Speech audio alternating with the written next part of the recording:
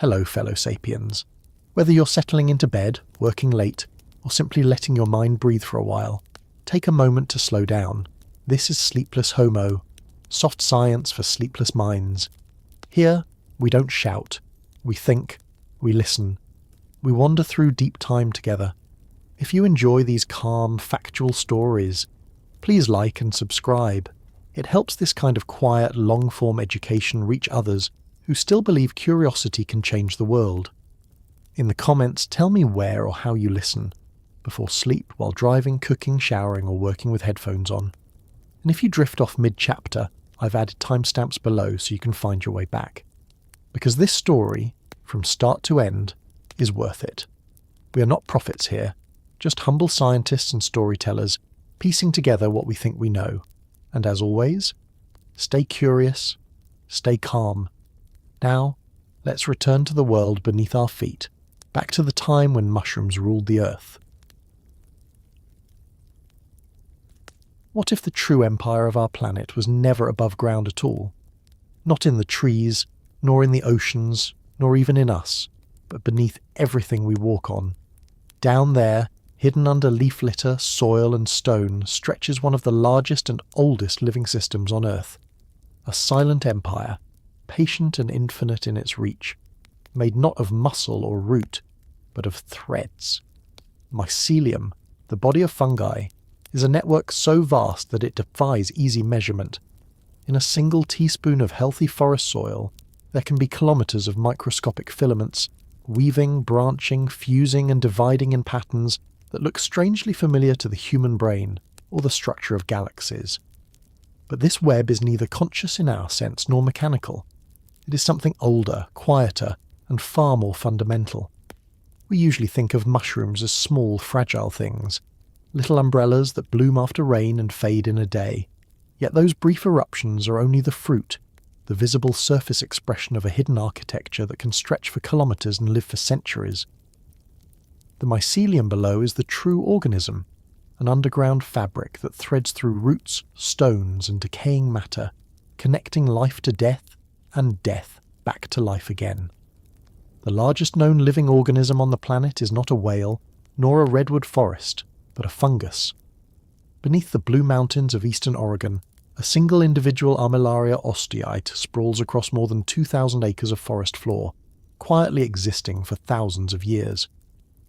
To walk above it is to tread across a single, continuous being, as if the entire woodland had one ancient heartbeat. Fungi, unlike plants, cannot make their own food. They have no chlorophyll, no way to catch sunlight.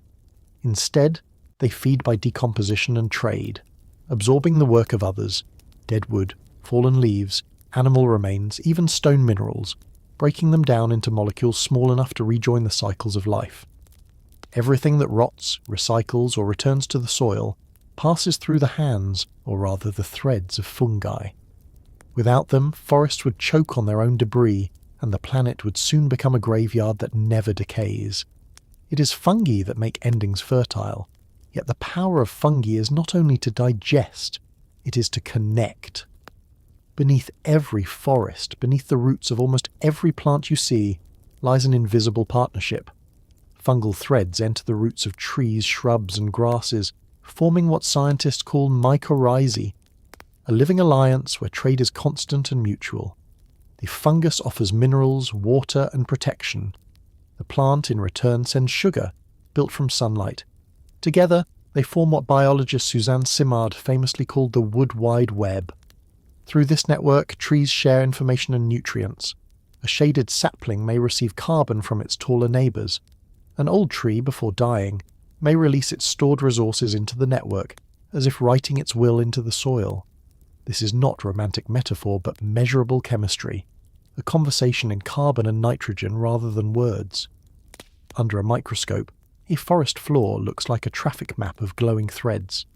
Nutrients pulse through them like signals in a circuit. But unlike our own systems, this network does not follow rigid rules. It learns, adapts, reroutes, and reconfigures constantly, finding balance through fluidity. When a path is blocked, the threads grow around it. When a new opportunity appears, a decaying log, a young root, the network reaches out, connects, and incorporates it. It is the world's oldest example of distributed intelligence. No central command, no leader, only billions of decisions made locally, every second by individual cells, sensing chemical gradients in the dark. The result is resilience, an ecological intelligence that has sustained life through ice ages, extinctions, and every upheaval the planet could conjure. In the last decade, biologists like Mark Fricker and Andrew Adamatsky have even mapped these behaviours mathematically. They placed fungal networks in laboratory mazes and watched them solve problems, finding the shortest routes between food sources, building efficient transport systems that mirrored human-made designs like railways or the internet. Not because they plan or think, but because they optimize through growth itself. The process is simple: expand, sense, withdraw, repeat. In millions of iterations, the fungus becomes a natural algorithm for survival. When researchers compared the layout of fungal veins to computer simulations of urban traffic networks, they found that fungi often built more efficient systems than human engineers, networks with redundancy but minimal waste, capable of surviving damage by rerouting flow almost instantly. And yet, in their perfection, fungi remain humble. They do not dominate the landscape the way animals do. They thrive by yielding, by decomposing, by blending into what surrounds them. The forest, seen through their perspective, is not a collection of separate organisms but a single breathing body, roots, fungi, insects and soil all part of one metabolism. If the Amazon is the planet's lung, then fungi are its capillaries. They circulate the invisible blood of ecosystems, connecting every living cell into a whole. We are only beginning to understand how deep that connection runs. Beneath every step we take, there are trillions of fungal cells sensing, digesting and trading, each responding to changes in moisture, temperature and chemical cues. Some transmit signals faster than we can blink, tiny electrical pulses that move through the hyphae, comparable in speed to the firing of neurons. No one yet knows exactly what these signals mean. Are they warnings, coordination, or just the natural rhythm of growth? Whatever they are, they allow the network to behave as a unified organism without ever needing to see, hear, or think. For millions of years, this underground civilization has shaped the visible world above it. Fungi not only maintain forests, they also make them possible.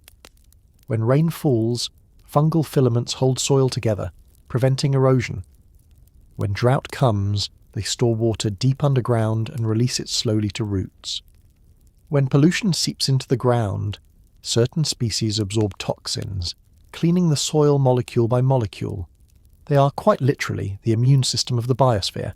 We rarely thank them because we rarely notice them. But every breath of oxygen, every crop that grows, every ecosystem that heals after fire or flood depends on their hidden work. Modern scientists, from Lynn Boddy in Wales to Peter Mortimer in China, are now exploring the architecture of these networks in ways that blur the line between biology and physics. They find that fungal mycelium behaves like a fractal, repeating patterns on every scale from the microscopic to the continental. Each branching thread mirrors the geometry of rivers, lightning and neural pathways. In fact, if you could shrink yourself down and walk inside a single filament, it would feel strangely familiar. Channels carrying nutrients like blood vessels, boundaries shifting and repairing themselves, endless connections forming and dissolving. You would be walking through the anatomy of nature itself. And still, for all this complexity, fungi have no agenda. They do not seek to conquer or compete, only to persist through collaboration and recycling. If they have a philosophy, it is one of quiet equilibrium. They do not destroy to grow, they transform. That makes them, in a strange way, the moral counterpoint to our species. We build by extraction and division. They build by decomposition and connection. In their economy, nothing is wasted. Even death is simply a transfer of energy, a return ticket to the cycle. Every handful of soil holds the story of this invisible kingdom. Its texture, its scent, its fertility, all come from the bodies of fungi long gone. Scientists estimate that 1/4 of all Earth species live underground, supported by fungal scaffolding.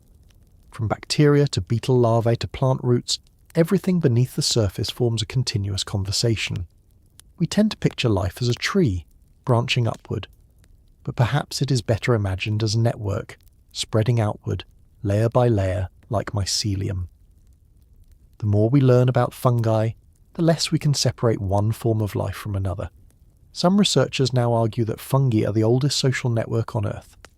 Long before animals developed nervous systems or humans invented the internet, fungi were sharing information chemically, balancing the energy flow of entire ecosystems. Even the carbon stored in vast forests passes through fungal channels before entering the atmosphere again. To understand climate, soil, or biodiversity, we must first understand the quiet engineers that built and maintained them. And yet, for something so ancient and vital, fungi remain the least studied major group of organisms on the planet. Scientists have catalogued only a fraction, perhaps 200,000 species, out of millions that likely exist. In the tropics, every step uncovers another unknown form. In the Arctic, fungi live frozen yet functional beneath ice. In deserts, they persist within grains of sand. Each one writes its own version of survival, improvising on a theme that began over 1 billion years ago: to connect, to recycle, to endure. When we look at a forest, we see the architecture of light. Trees stretch upward, competing for sun, wind, and sky. But the real architecture of life happens in the dark. Down there, under pressure, under stone, is where stability is built, the quiet empire, the kingdom beneath us. And as we stand on the surface of this living planet, we might ask ourselves, who really owns the Earth, the species that walks on it, or the one that holds it together? Perhaps we're only the temporary guests of a kingdom that has always been here, unseen, patiently working, threading the roots of time itself. When did the first fungus breathe on land? Somewhere in the deep quiet of 1 billion years ago, before the continents had forests or even the scent of soil, a thread-like being began to grow across the rock. It was not a plant, nor an animal, nor any familiar shape of life. It was something in between. A filament, so thin that even under magnification it would have looked like a shadow rather than a body. Yet, it was alive. And in that faint pulse of metabolism lay the beginning of a kingdom that would one day build the living surface of the Earth. If we could travel back to that time, the late Neoproterozoic, we would not find green landscapes or trees. The continents would appear silent, barren, painted in tones of ochre and grey. The air, still thin with oxygen, carried the sharp, sterile smell of rock baked under a young sun. Oceans washed against empty shores, rich with microbial life but poor in structure. And yet, in those desolate tidal flats and shallow soils, something extraordinary was happening. Filaments of an organism we would one day call fungus were quietly colonizing the land. Our evidence for this story lies not in imagination but in stone.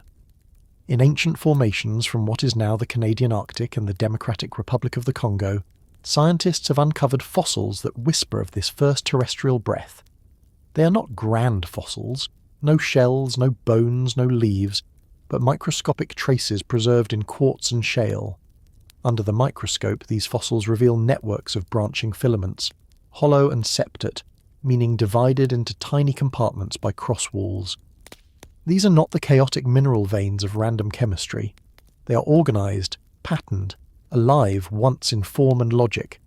Their structure is eerily familiar to anyone who has looked at modern fungal mycelium. For decades, scientists debated what these filaments were. Were they bacteria? Algae? Some non-living mineral pattern? The key to the mystery came from molecular fingerprints, the chemical ghosts that linger even after all organic matter has long vanished. Using a technique called Raman spectroscopy, researchers shone laser light onto these ancient microfossils. The scattered light they received carried a spectral signature, a chemical melody, of the molecules still embedded in the rock. What they found was carbon, organised in complex chains consistent with biological material, and traces of chitin, the tough flexible polymer that forms the cell walls of modern fungi and the shells of insects. Chitin is not something that appears easily in the geological record. It resists decay, but over such immense timescales, hundreds of millions of years, it transforms, its bonds rearranged, its atoms scattered. And yet, in those Canadian and Congolese rocks, the chemical echoes of chitin remained. To the scientists studying them, that was as close as one can get to hearing a voice from 1 billion years past. These filaments were dated to roughly 1 billion to 750 million years ago, hundreds of millions of years before the first known land plants. If the dating is correct, fungi may have been among the first multicellular organisms to live permanently on land. That realization changes the way we imagine early Earth. The first land dwellers were not green pioneers stretching toward the sun, but pale, rootless networks feeding in the dark. While the oceans swarmed with early eukaryotes and simple animals, the land was already being threaded with fungal veins, preparing it for everything that would follow. What could these early fungi have lived on? There were no forests to decompose, no fallen leaves, no dead animals. But the rocks themselves were full of potential. Fungi are natural chemists. Even today, some species can extract nutrients directly from stone, using acids and enzymes to dissolve minerals. It is likely their ancient ancestors did something similar, digesting the planet's surface grain by grain. Over millions of years, this slow chemical weathering may have begun to create the first primitive soils, thin layers of mineral dust bound with organic matter capable of holding water. Without that invisible groundwork, plants could never have taken root later. One of the most striking discoveries came from Arctic Canada, in a formation known as the Grassy Bay Group. In thin slices of rock, scientists found a tangle of filaments about 10 micrometers thick, roughly the width of a human hair divided by 10. They branched at right angles and sometimes fused back together, forming complex networks. The fossils were three-dimensional, preserved in exquisite detail, suggesting they grew within cavities in the ancient rock, rather than being washed in from the sea. Their age, close to 1 billion years, made them the oldest evidence yet for truly terrestrial life. Thousands of kilometers away in the Congo Basin, another set of ancient filaments was discovered in shale deposits nearly as old. These showed the same characteristic branching and septa, the same rhythmic geometry that marks living fungi. Under Raman spectroscopy, they too revealed organic carbon, consistent with once living material. The researchers compared the spectral patterns to modern fungal samples and found an astonishing overlap. It was as though the voice of the past harmonized perfectly with the living descendants of that lineage. Not everyone agrees, of course. Some scientists still caution that such ancient fossils can mislead. Abiotic processes, reactions without life, can sometimes produce filament-like structures in rock, yet the combination of branching geometry, internal septa, and chemical traces of chitin makes the fungal interpretation the most convincing. In science, certainty is rare, but the weight of evidence here leans toward life. What these early fungi looked like to the naked eye, we can only imagine. They may have formed crusts on damp rock surfaces or delicate mats in tidal zones. Some may have grown in the shadowed cracks of ancient basalt, feeding on the minerals freed by weathering. They likely lacked the complex fruiting bodies we now call mushrooms. There were no stalks, no caps, no spores cast into the wind. Reproduction was probably microscopic and simple, spores or fragments of filament drifting from one damp patch to another, and yet even that was enough. In time, they spread across coastlines, creeping inland wherever moisture and stone allowed. These first fungi were explorers of a new world. They endured ultraviolet radiation with no ozone shield to soften it, extremes of temperature, and desiccation that would kill most known organisms. They survived not by resisting the planet's harshness, but by merging with it, living within the rock, not upon it. In that way, they transformed the land from a sterile expanse into a living membrane.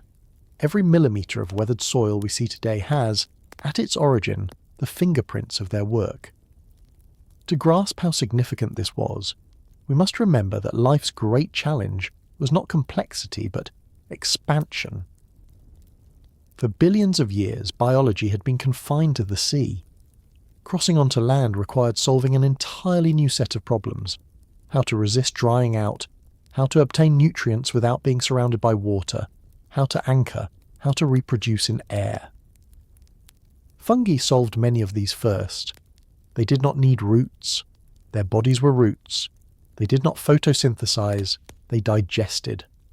They turned scarcity into sustenance, converting barren rock into the foundation of ecosystems yet to come. In laboratories today, scientists sometimes grow fungal colonies in transparent gels to watch how they spread.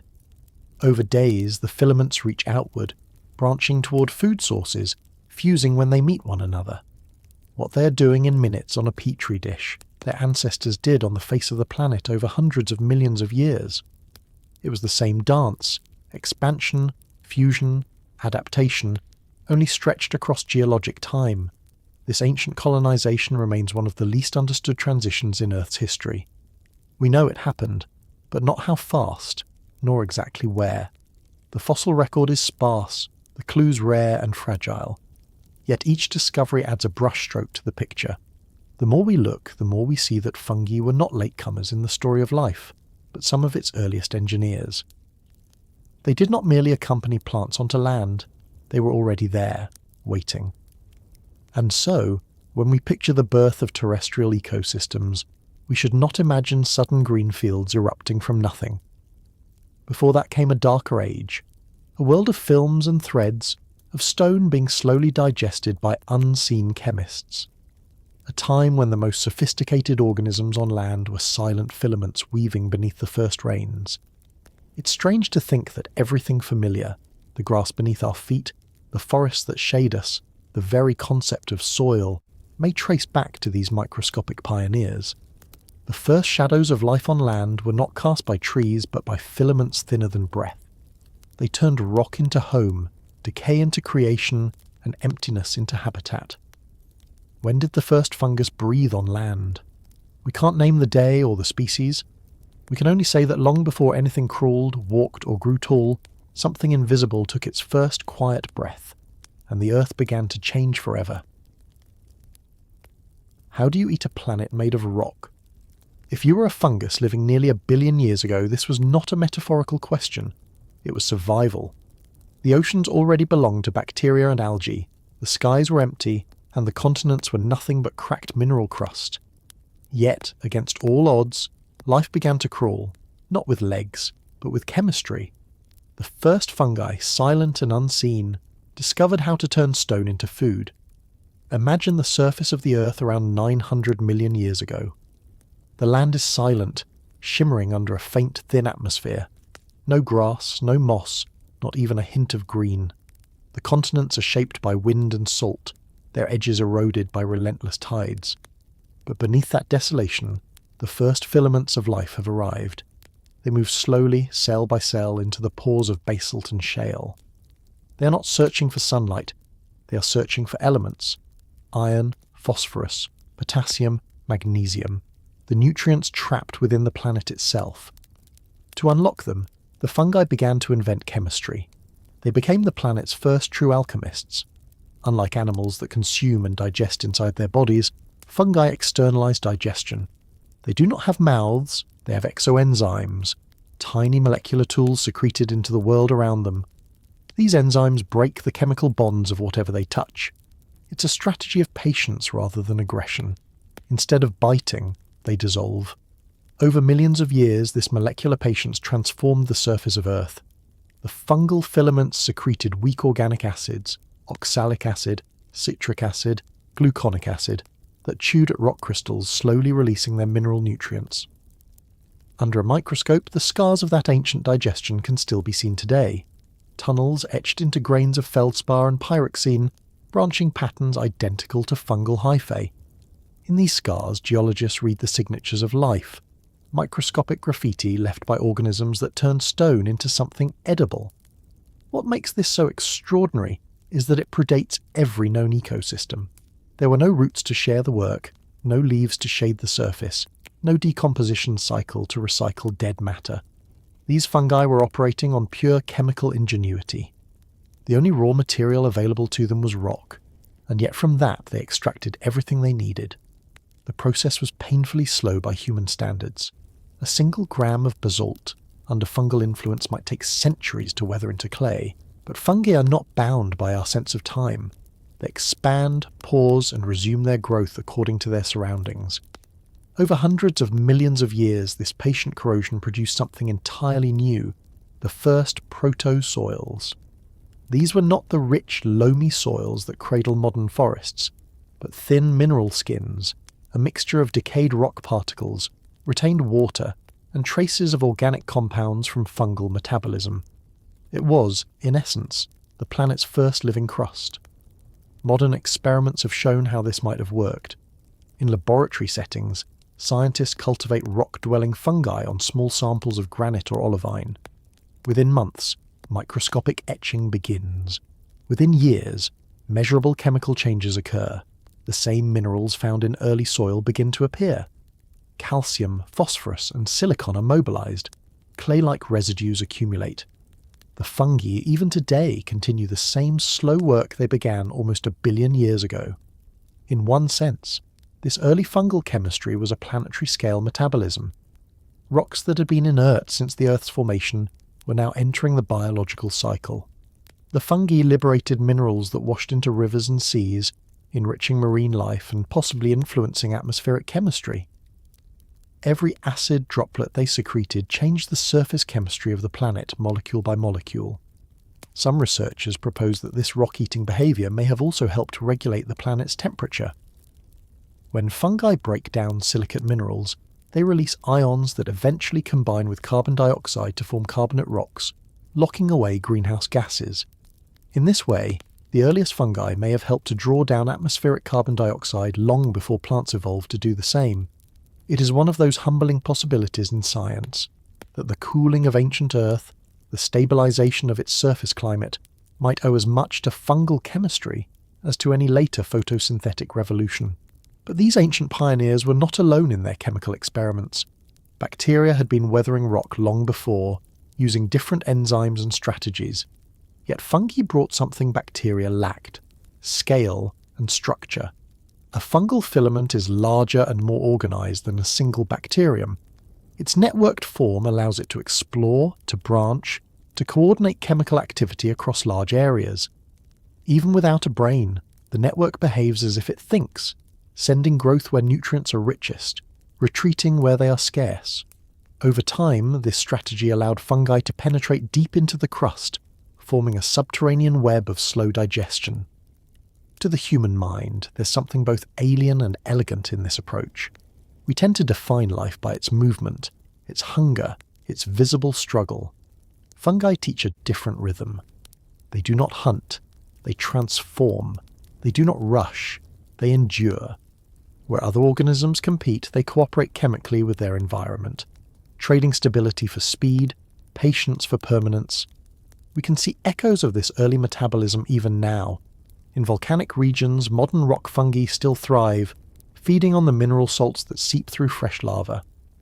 In Antarctica, where temperatures stay below freezing for most of the year, microscopic fungal colonies survive in the cracks of granite, nourished by the faint minerals dissolved in ice. These are not relics of ancient life, but living reminders of how the first stone-eaters might have endured. Geochemists studying the world's oldest soils, some dating back more than 700 million years, find evidence of biological weathering that matches fungal activity. The ratio of certain isotopes in those rocks suggests that organic acids had altered them. The surface of Earth was no longer purely geological. It had been chemically rewritten by life. It's as if the planet's crust had become a living tissue, with fungi as its first circulatory system. And then there is the question of light. Unlike photosynthetic organisms, fungi did not need sunlight. They could thrive in darkness, within rocks, in the dim crevices of the early land. This made them independent of the day-night cycle, and perhaps more resilient to the environmental extremes of their time. When ultraviolet radiation surged, fungi simply hid within stone. When drought came, they slowed their metabolism to almost nothing, waiting centuries if necessary. In every sense, they were the perfect pioneers, adaptable, self-sufficient, quietly relentless. We often imagine early life as a struggle upward, from water to land, from small to large, from simple to complex. But in the story of fungi, the direction was inward. Instead of reaching for the sky, they reached into the earth. They turned inward, chemically and spatially, creating a web that would one day nourish everything above. It's hard not to feel a sense of awe at the subtlety of their achievement. Before life painted the planet green, it first learned to digest it.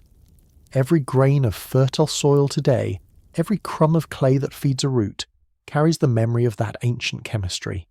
Fungi were the first to discover that the world could be eaten, carefully, molecule by molecule, without ever destroying it.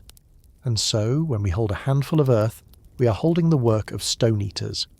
Their invisible ancestors etched the minerals, freed the nutrients, and built the stage upon which all later life would walk. The planet's surface may seem solid, but it has already passed through the mouths of millions of silent chemists. How do you eat a planet made of rock? The answer, given to us by fungi, is as quiet as it is profound. You dissolve it, one breath, one acid, 1 century at a time. What happens when algae meet their first roommates? Somewhere in the quiet shallows of an ancient lake, around 700 million years ago, two very different kinds of life drifted together. One, a sunlit wanderer, green, translucent, powered by the alchemy of photosynthesis. The other, a hidden thread, pale, hungry, searching for minerals in the darkness. When they met, the planet began to change. It was the start of one of evolution's most enduring partnerships. The long and strange friendship between fungi and algae. At this point in time, Earth was entering a restless age. The continents were bare but no longer sterile. Fungal filaments had already begun etching their invisible networks into rock, releasing nutrients into the newly forming soils. In the seas and freshwater pools, algae had mastered sunlight, turning photons into sugar, the world's first true harvest of energy. But the two kingdoms lived apart, separated by lifestyle and chemistry. Fungi could not make their own food, and algae could not reach the minerals locked inside the earth. Alone, each had limits. Together, they had possibility. The meeting place was not the ocean, but the in-between, the damp margins of rivers, lakes and lagoons where water and rock blurred. Here, fungal hyphae creeping out of cracks would have brushed against films of photosynthetic algae. For the first time, organic carbon and mineral digestion were brought face to face. Fossil evidence from this era, particularly in the form of microscopic filaments and spherical cells preserved in Neoproterozoic shales, reveals close associations between fungal-like threads and algal cells. Some of these structures show interwoven contact zones, small junctions where one organism appears to envelop or pierce another, a microscopic fossil record of the first biochemical negotiations in history. To understand why this partnership mattered, we have to imagine what life was like in those early shallows. Nutrients were scarce, bound tightly within stone or diluted in water. Light was abundant, but only organisms that could anchor themselves near the surface could use it efficiently. Fungi brought the ability to extract elements from solid matter. Algae brought the ability to trap sunlight and create organic compounds. Their interaction was not based on conquest, but on trade. In exchange for a steady stream of sugars and other carbon-based molecules, the fungi provided access to phosphorus, nitrogen and trace metals, the essential ingredients of growth. Modern biology gives us hints about how this alliance might have worked. In living lichens, those humble crusts that grow on rocks, trees and even tombstones, a fungus and an alga share a similar pact. The fungus forms the outer body, shielding the partnership from the environment, while the algal partner lives within, photosynthesizing and feeding both. Genetic analyses of lichens suggest that the molecular machinery required for this cooperation is ancient, predating the first true plants. Some of the same signaling molecules and transport systems used by lichens today can be traced back through fungal and algal lineages to this early era, hinting that the partnership between these two types of life has existed for hundreds of millions of years. These early collaborations may have formed independently in many different environments, in lake sediments, on moist rocks, even in caves where faint light reached. Fossil evidence from Proterozoic formations in Arctic Canada and southern China shows filamentous fungi-like structures closely intertwined with carbon-rich mats of algae and cyanobacteria. The chemistry of these rocks bears isotopic fingerprints suggesting nutrient cycling, a sign that some of the first ecosystems were already in motion. Life was beginning to recycle itself. The biochemistry of this cooperation is remarkable even by modern standards. Fungi excrete organic acids that dissolve minerals such as apatite, releasing phosphorus, one of the scarcest but most essential nutrients for all cells. Algae, in turn, use that phosphorus to construct energy molecules like ATP, which they then share indirectly with their fungal partners through carbon-rich exudates.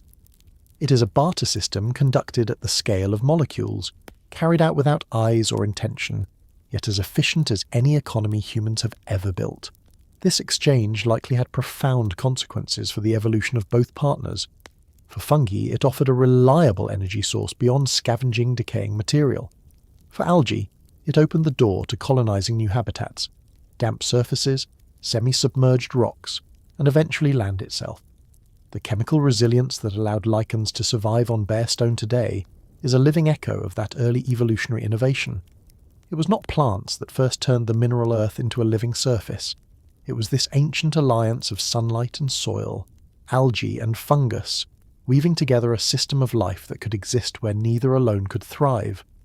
Molecular clock studies support this deep timeline. When scientists compare the genomes of modern fungi and algae, the divergence dates of certain symbiotic genes, those involved in nutrient exchange and signalling, trace back to roughly 600 to 700 million years ago. This suggests that symbiotic communication between these two groups evolved well before complex land plants or animals appeared. The genes themselves are like evolutionary fossils, carrying the memory of those first interactions encoded in their DNA. What's striking is that these early experiments in cooperation did not follow a single model. Some associations may have been temporary, with fungi attaching to algae for only part of their life cycle. Others may have evolved into permanent, tightly bound partnerships resembling lichens. The flexibility of fungal morphology, their ability to form networks, walls, and sheaths around other cells, made them ideal architects for these early experiments. They were, in a sense, the first bioengineers, shaping living architecture out of chemical necessity. We sometimes imagine evolution as a competition, a survival of the fittest narrative. But in the story of fungi and algae, evolution looks more like a negotiation. Each side gave something up to gain something greater. Fungi surrendered their independence in energy making. Algae surrendered their isolation from the mineral world. Together they built the biochemical foundations of ecosystems. It was not dominance that conquered Earth. It was partnership. Modern lichenologists see echoes of this ancient story every time they study a lichen under a microscope. The algae are embedded like tiny jewels within a matrix of fungal tissue, protected, nourished, and yet free enough to photosynthesize. When conditions worsen, when the surface dries, freezes, or burns, the pair can retreat into dormancy, surviving decades or even centuries without activity. This extraordinary resilience may be the direct inheritance of their earliest ancestors, who had to endure the unstable climate of the late Proterozoic. The atmosphere of Earth during this time was changing as well. Ice ages came and went, oxygen levels fluctuated, entire continents drifted. Yet the microscopic partnerships persisted, quietly producing organic matter, binding soils, and stabilizing surfaces. Without fanfare, they were preparing the stage for the next great leap in evolution, the arrival of true terrestrial ecosystems. It's worth pausing to reflect on how invisible this turning point would have been. To the naked eye, nothing much changed. The land would still have looked barren, the air thin and pale. But if you could have seen the world through a microscope, you would have witnessed a revolution, threads and cells entangling, trading, stabilizing, creating microhabitats where none had existed before. The surface of the Earth was no longer a passive landscape, it was becoming a living interface. The first symbiotic experiments between fungi and algae tell us something profound about the nature of life itself. Evolution is not only about adaptation to the environment, but also about cooperation in creating new environments. When algae and fungi joined forces, they effectively rewrote the rules of survival. They showed that the boundaries between species could blur, that two forms of life could merge into something greater than the sum of their parts. Some scientists today speculate that this partnership may even have influenced the global climate. By stabilizing the first soils and sequestering carbon in organic matter, early fungal algal communities may have subtly altered the atmosphere. They may have helped tip the balance of carbon dioxide and oxygen, contributing to the long-term cooling events known as the snowball Earth periods. that punctuated the late Proterozoic. Whether or not they were the cause, their presence marked a shift in how life interacted with the planet, from reacting to shaping. And so, in the dim half-light of a billion-year-old dawn, the first roommates of the living world learned to share. They did not know that their tiny experiment would one day lead to forests, grasslands, and agriculture. They simply did what life always does, found balance in exchange. The next time you see a crust of lian on a stone or a patch of algae shimmering in a shallow pool, you're looking at the descendants of that first alliance, a billion-year-old handshake between sunlight and shadow. They were the first proof that survival could be achieved not by domination, but by trust, written in chemistry rather than words. Could plants have conquered land without fungal help? The truth is, the first greenery that crept across the ancient continents did not walk alone. Around 470 million years ago, when the Earth's surface was still raw and barren, life faced its greatest experiment to leave the safety of the sea and take root in the air. And the first to succeed were not the giants of the forest, but tiny, fragile plants, simple, liverwort-like bodies clinging to wet rock, and the threads of fungus woven beneath them. Together they performed one of the most radical collaborations in the history of life, the invention of roots before roots. The land they stepped onto was no gentle garden. The continents of the Ordovician period were largely deserts of stone and dust. There were no true soils yet, only the mineral skeleton of Earth, bleached by wind and water. The ultraviolet light was fierce, the climate unstable, and every drop of water that lingered on the surface evaporated fast. On their own, early plants could not have lasted long. They had no vascular systems, no thick protective layers, and most crucially, no roots capable of pulling nutrients from the sterile ground. But the fungi had already spent hundreds of millions of years exploring this world of rock and mineral. Their filaments had learned to seep into stone, to release acids that could dissolve it, and to harvest the trace elements hidden within. When plants emerged, the fungi were waiting. This alliance was as simple as it was revolutionary. The earliest plants, tiny green mats resembling modern liverworts or hornworts, developed hair-like rhizoids that anchored them to moist surfaces. But these anchoring filaments were not capable of feeding them in the way that roots would one day do. They could hold, but not harvest. The fungi filled that role. Mycorrhizal networks, branching through the cracks of ancient stone, linked themselves to the base of these pioneer plants. They extended the plant's reach far beyond what their bodies allowed, pulling phosphorus, nitrogen and other minerals from the soil, and delivering them through microscopic exchange points. In return, the fungi absorbed sugars, fresh energy produced through photosynthesis, an ability fungi themselves lacked. It was a quiet partnership, but its consequences were planetary. Fossilized spores and microscopic impressions from ancient rocks in modern-day Scotland and the Czech Republic preserve the traces of this first green colonization. In these sediments, scientists have found fossilized fungal filaments intertwined with early plant structures, clear evidence of mycorrhizal-like relationships. Genetic studies confirm the story. The genes that code for symbiotic nutrient exchange in modern fungi and plants appear to have diverged around this very period, suggesting that the relationship evolved right at the threshold of life's move to land. The DNA of today's fungi still carries the molecular signatures of that ancient handshake. If we could stand on one of those early land masses and watch the experiment unfold, the sight would be strangely humble. No trees, no grass, no forests, just a thin green film across the edges of wet rock, glowing faintly under the young sun. Each patch of growth would be a small miracle, a cooperation between sunlight and shadow, carbon and mineral. The plants would spread their flat, spore-bearing bodies across the damp surface, while beneath them the fungi formed a living scaffold, threads absorbing, transporting, and recycling. The true architecture of the first land ecosystems was underground. This partnership didn't just help the plants survive, it transformed the planet itself. As fungi dissolved rocks and passed nutrients to their green partners, they accelerated the creation of soil.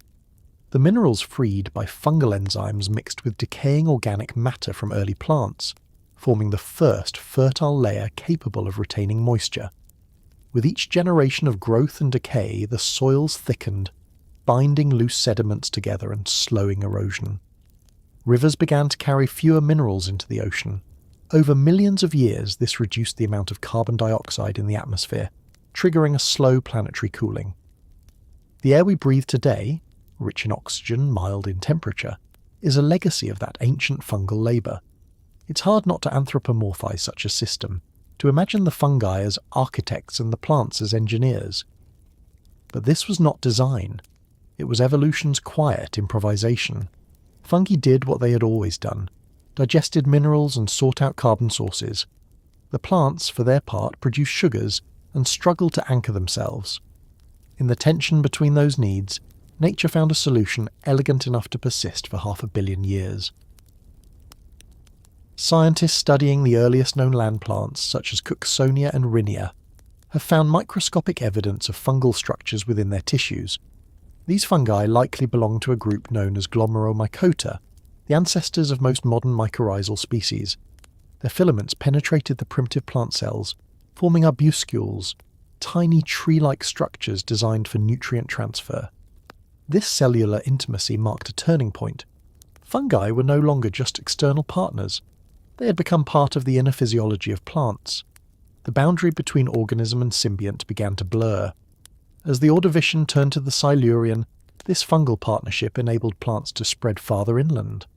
Once limited to the moist fringes of lakes and streams, they now began to colonize floodplains, rocky outcrops, and eventually upland areas. The surface of the continents began to turn green, transforming global chemistry and climate. This was the Great Green Leap, not the triumph of plants alone, but the success of their fungal collaborators. Without them, the land would have remained silent and sterile. Modern experiments with liverworts, considered the closest living analogues to those first terrestrial pioneers, have confirmed just how vital this relationship was. When grown in sterile conditions without fungi, these plants struggle to absorb phosphorus and quickly wither. When paired with symbiotic fungi, they flourish, even in nutrient-poor environments. Under a microscope, the exchange points between fungal filaments and plant cells glow faintly, living proof that the first ecological handshake still endures, unchanged in essence for nearly 500 million years. In many ways, this was the first ecological network on land. Each new colony of plants and fungi expanded the reach of life, connecting patches of rock and sediment into a wider web of nutrient exchange. The fungi spread faster than their photosynthetic partners, forming bridges between colonies. They transmitted not information, but sustenance, a flow of elements that linked communities together. Life was beginning to act like an ecosystem. There's something quietly poetic about this stage of history. It reminds us that the most important revolutions are not always visible. While the seas were still full of early fish and the skies were empty of wings, the true conquest of the land happened underground, in the dark, where patient threads rewrote the chemistry of continents. The fungi asked for no credit. They did not grow tall or cast shadows, but they made every green thing that followed possible. If there's a lesson in this ancient story, it might be that survival on a changing planet depends less on strength than on partnership. The plants that learned to live with fungi are the ones that endured. Those that didn't vanished, and through the ages the same principle echoes: connection is adaptation. Even today, more than 90% of all plant species depend on fungi for survival. Every tree, every blade of grass, every crop field owes its existence to that original pact formed in the Ordovician mud. When you walk through a forest, you're walking on the living descendants of that first alliance, millions of kilometres of fungal threads still feeding and connecting the world above. And so, if we ask whether plants could have conquered land without fungal help, the answer is simple: they didn't. The first roots were not made of plant tissue at all, but of fungal filaments wrapped around fragile green stems. Life did not climb onto land alone. It was carried there, on the back of the mycelial web that had been waiting all along. What were the tallest living things on Earth before trees? Imagine a world where forests had yet to rise, where no leaves caught the wind and no roots yet pierced deep into the soil. The continents were silent except for the whisper of primitive plants clinging to damp ground and the slow breath of the wind across shallow rivers. And standing among these low green mats, in eerie isolation, rose vast organic columns, pale, cylindrical towers up to 8 meters tall and 1 meter across, their surfaces textured like bark but strangely featureless. For more than a century, their identity was one of the most persistent puzzles in paleontology.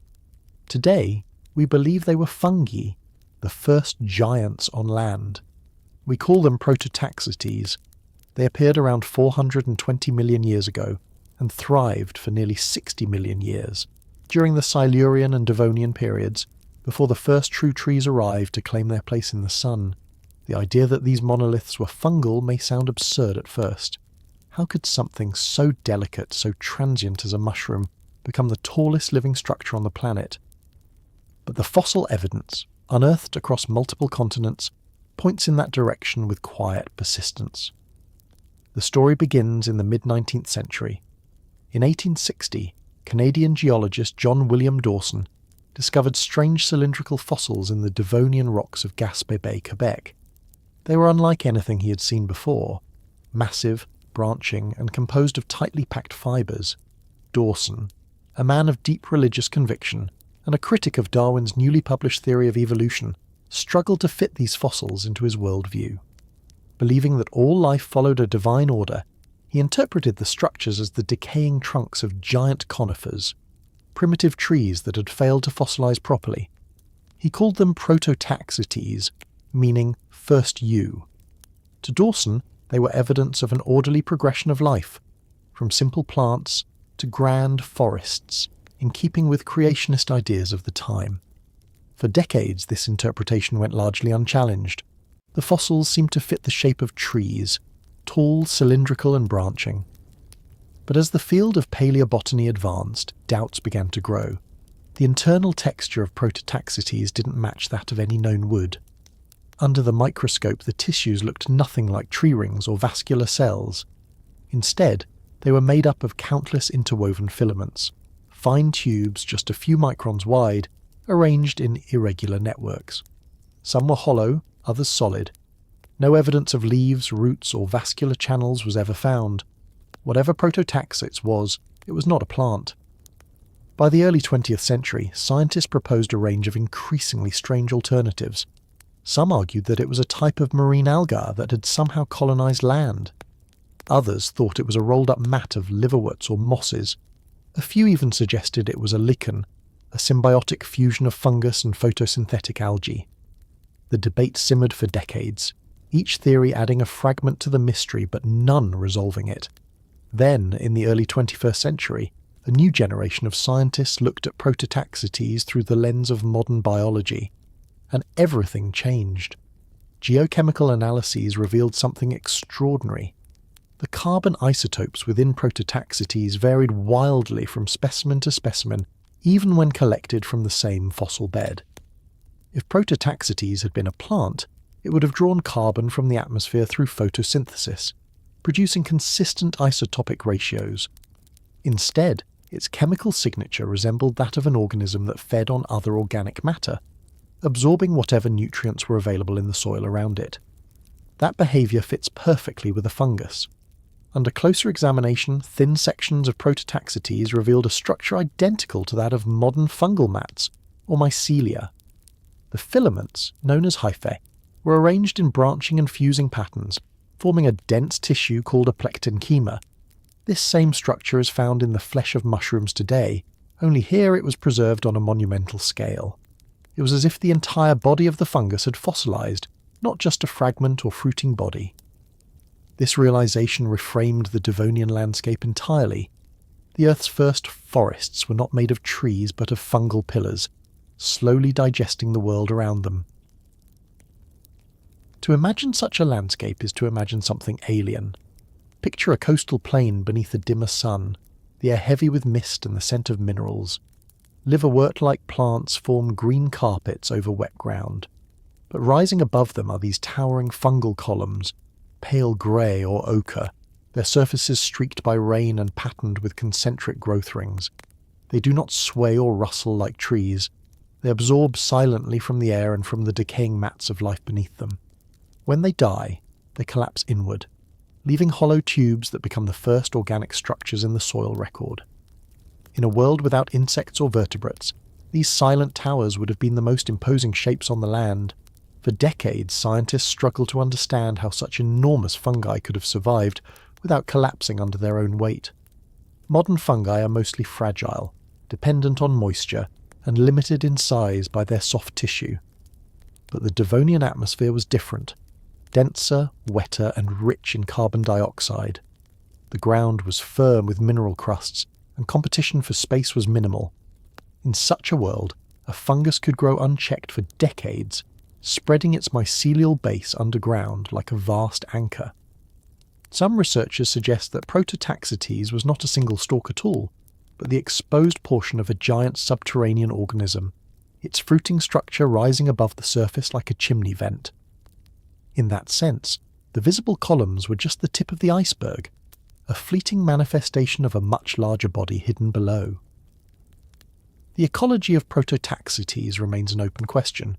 Some evidence suggests it lived as a saprobe, feeding on decaying plant material and organic debris, recycling nutrients in the earlier soils.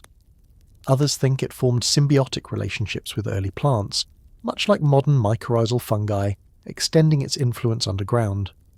Either way, it played a central role in shaping the Earth's new terrestrial ecosystems. By decomposing organic matter and stabilizing soils, Prototaxites helped prepare the ground for the rise of forests. When the first trees finally emerged in the late Devonian, they rooted themselves in the fertile beds built by these fungal giants. The discovery that Prototaxites was a fungus also changed our perception of what fungi are capable of. We tend to think of them as ephemeral, small, fragile, hidden. But in deep time, fungi were engineers of scale, building the first monuments of life on land. Their bodies lacked the elegance of wood or the complexity of leaves, yet they achieved something just as remarkable. They were the first living organisms to dominate the terrestrial horizon. The reinterpretation of Prototaxites stands as a reminder of how easily we underestimate life that hides from view. Dawson's error was not a failure of intelligence, but of imagination. He lived in an age when the grandeur of nature was equated with visible size, with the forms of animals and plants familiar to human eyes. The idea that an organism without leaves or roots could build structures taller than a man seemed absurd. But nature, it turns out, is not limited by our categories. Life has always been willing to experiment with forms that seem impossible until they appear in the rock record. Today, Prototaxites fossils are known from all over the world, from North America to Saudi Arabia, from Scotland to Australia. Each one tells the same quiet story, that before forests, before wood, before the hum of insects or the song of birds, the land was ruled by fungi. They were the first architects of height, their silent towers standing as beacons of organic possibility in an otherwise primitive world. It is almost poetic that these beings, which once reached higher than any plant, left no direct descendants. When trees evolved and forests rose, Prototaxites vanished, its ecological niche consumed by new competitors. But its legacy remains beneath our feet. Every modern forest still depends on the same fungal strategies that allowed those giants to thrive, breaking down dead matter, cycling nutrients, sustaining the living world in silence. When we imagine the Devonian Earth today, we can almost see them, pale pillars emerging from the mist, each one a monument built not of ambition or design, but of persistence. They stood alone, towering over a young planet, marking the moment when life, for the first time, reached toward the sky. How did fungi stop the planet from drowning in its own dead forests? There was a time when Earth almost suffocated under the weight of its own success. During the Carboniferous period, beginning roughly 360 million years ago, the planet turned green in a way it never had before. Vast forests of towering club mosses, horsetails, and early trees stretched across the continents, creating lush swamps that covered much of what is now Europe, North America, and Asia. These were the first true forests, alive with oxygen and new forms of animal life. But they created a problem. Nothing on Earth yet knew how to deal with their corpses. When these giant plants died, their remains piled up layer upon layer in the stagnant waters of the swamps. The air was humid, the ground anoxic, and decomposition was painfully slow. The result was a world where the dead would not decay. Instead, the remains of these forests compressed under their own weight, forming thick beds of peat that, over millions of years would transform into coal. This carbon burial drew down enormous amounts of carbon dioxide from the atmosphere, driving global cooling and pushing oxygen levels to record highs. Fires raged easily in the dense oxygen atmosphere, but beneath the ground, the world's carbon was being locked away with no recycler to return it. For tens of millions of years, this strange imbalance continued. Life had mastered construction but not destruction. Wood, the hard armour of the new plant world, was made of a compound called lignin, one of the most complex organic molecules nature has ever built. It is a tangled lattice of carbon rings that resist decay, deflects most enzymes, and preserves its structure even under heat and pressure. For much of Earth's history, lignin was indestructible. Bacteria could not digest it. No known organism possessed the chemical machinery to dismantle its carbon framework. So the forests grew, died, and entombed themselves, one on top of another, in an endless green burial. If nothing had changed, the planet's carbon would have remained trapped underground indefinitely. Atmospheric carbon dioxide would have dropped to the point where photosynthesis could no longer sustain life, and the Earth might have entered a permanent ice age. But then, somewhere near the end of the Carboniferous or beginning of the Permian, around 300 million years ago, a small evolutionary innovation changed everything. A group of fungi learned to eat wood. The heroes of this chemical revolution were the ancestors of the white rot fungi, organisms capable of breaking down lignin using a suite of powerful oxidative enzymes.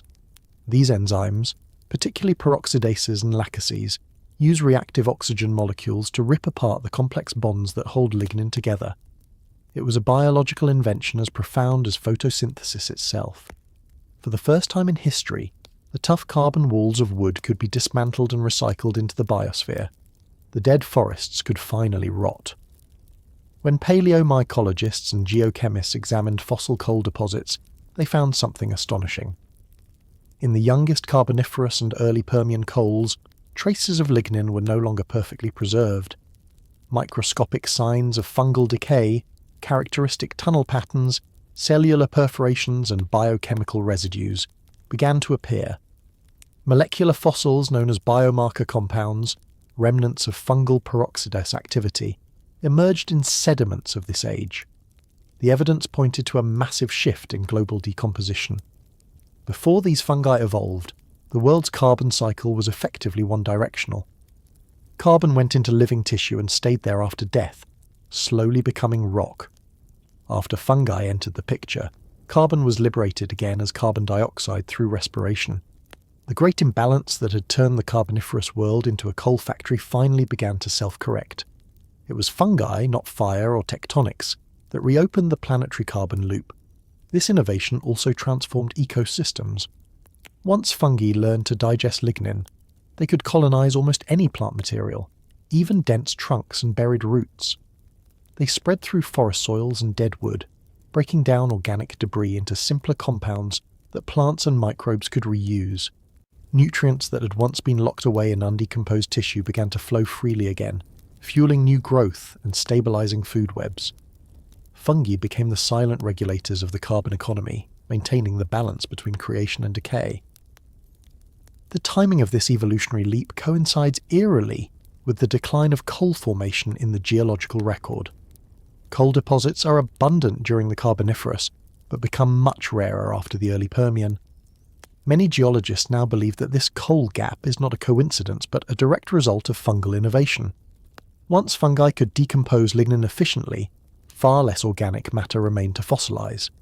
The planet's vast peat bogs began to shrink, and the endless burial of carbon slowed dramatically. In a very real sense, fungi ended the age of coal before it truly began. The ecological implications were profound.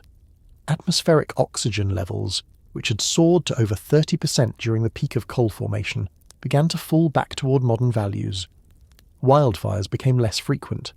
The climate warmed slightly as carbon dioxide returned to the atmosphere, and global biogeochemical cycles stabilized. Life on Earth could breathe in balance again. The white rot fungi had not just adapted to a changing planet, they had reshaped it. But how exactly did these organisms achieve what no other form of life could? The secret lies in their biochemistry.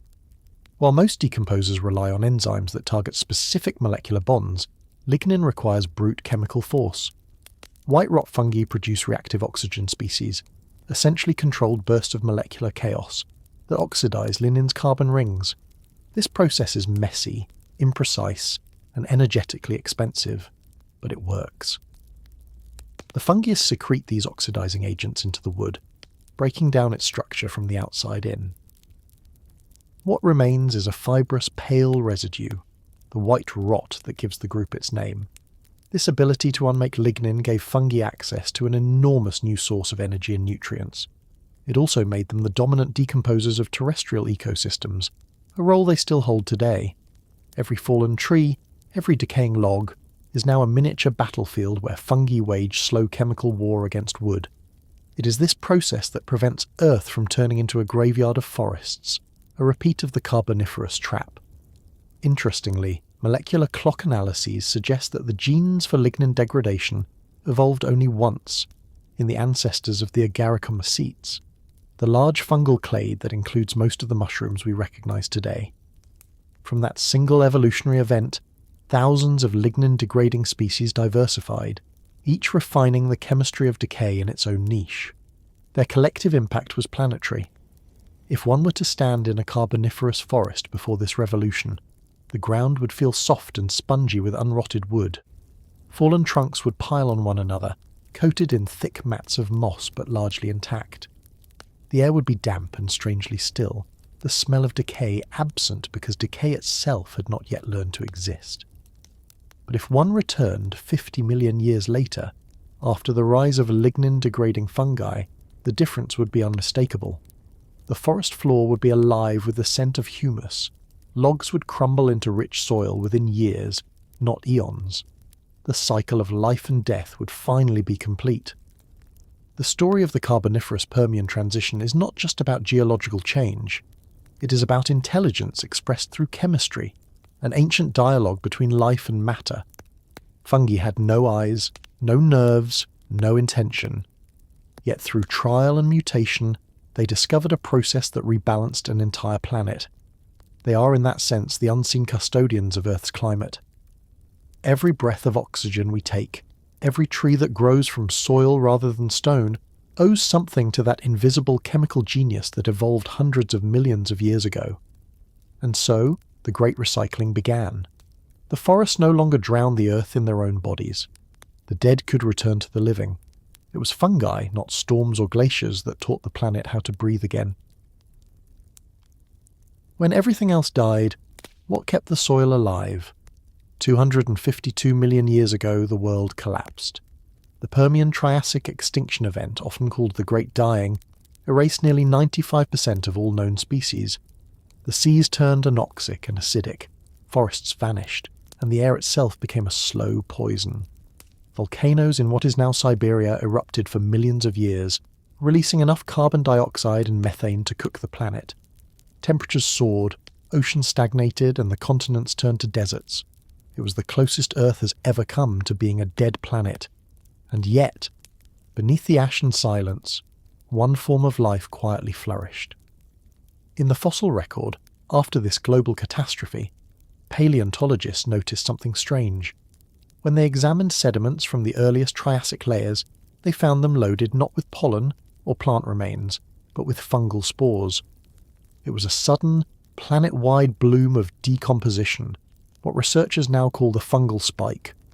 While forests burned and reefs crumbled, fungi thrived. In a sense, they inherited the Earth.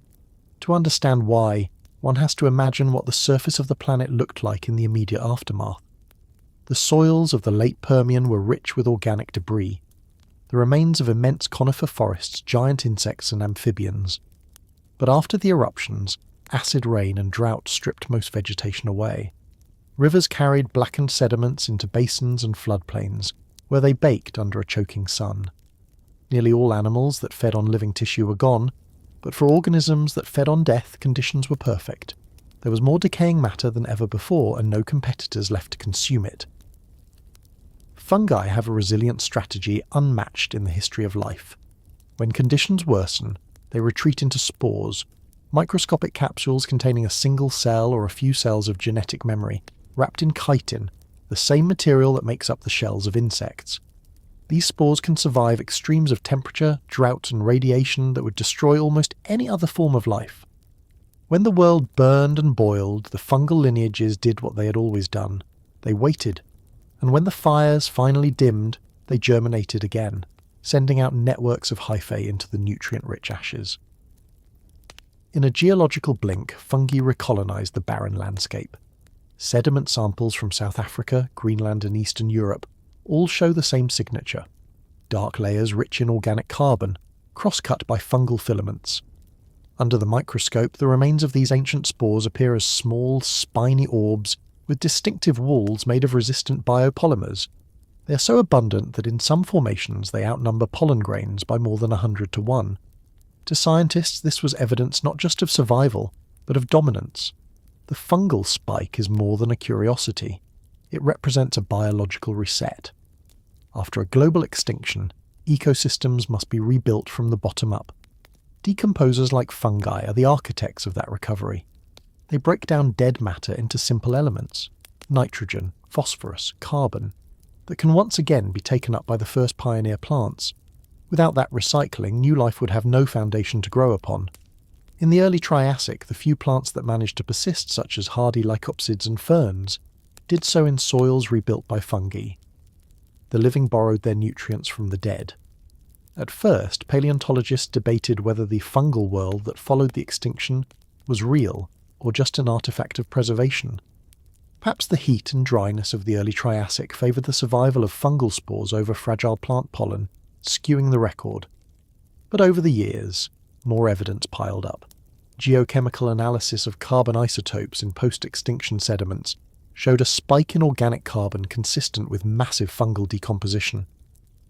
Fungal remains were found on every continent, in every kind of deposit: riverbeds, coastal plains, even marine sediments, suggesting a truly global proliferation.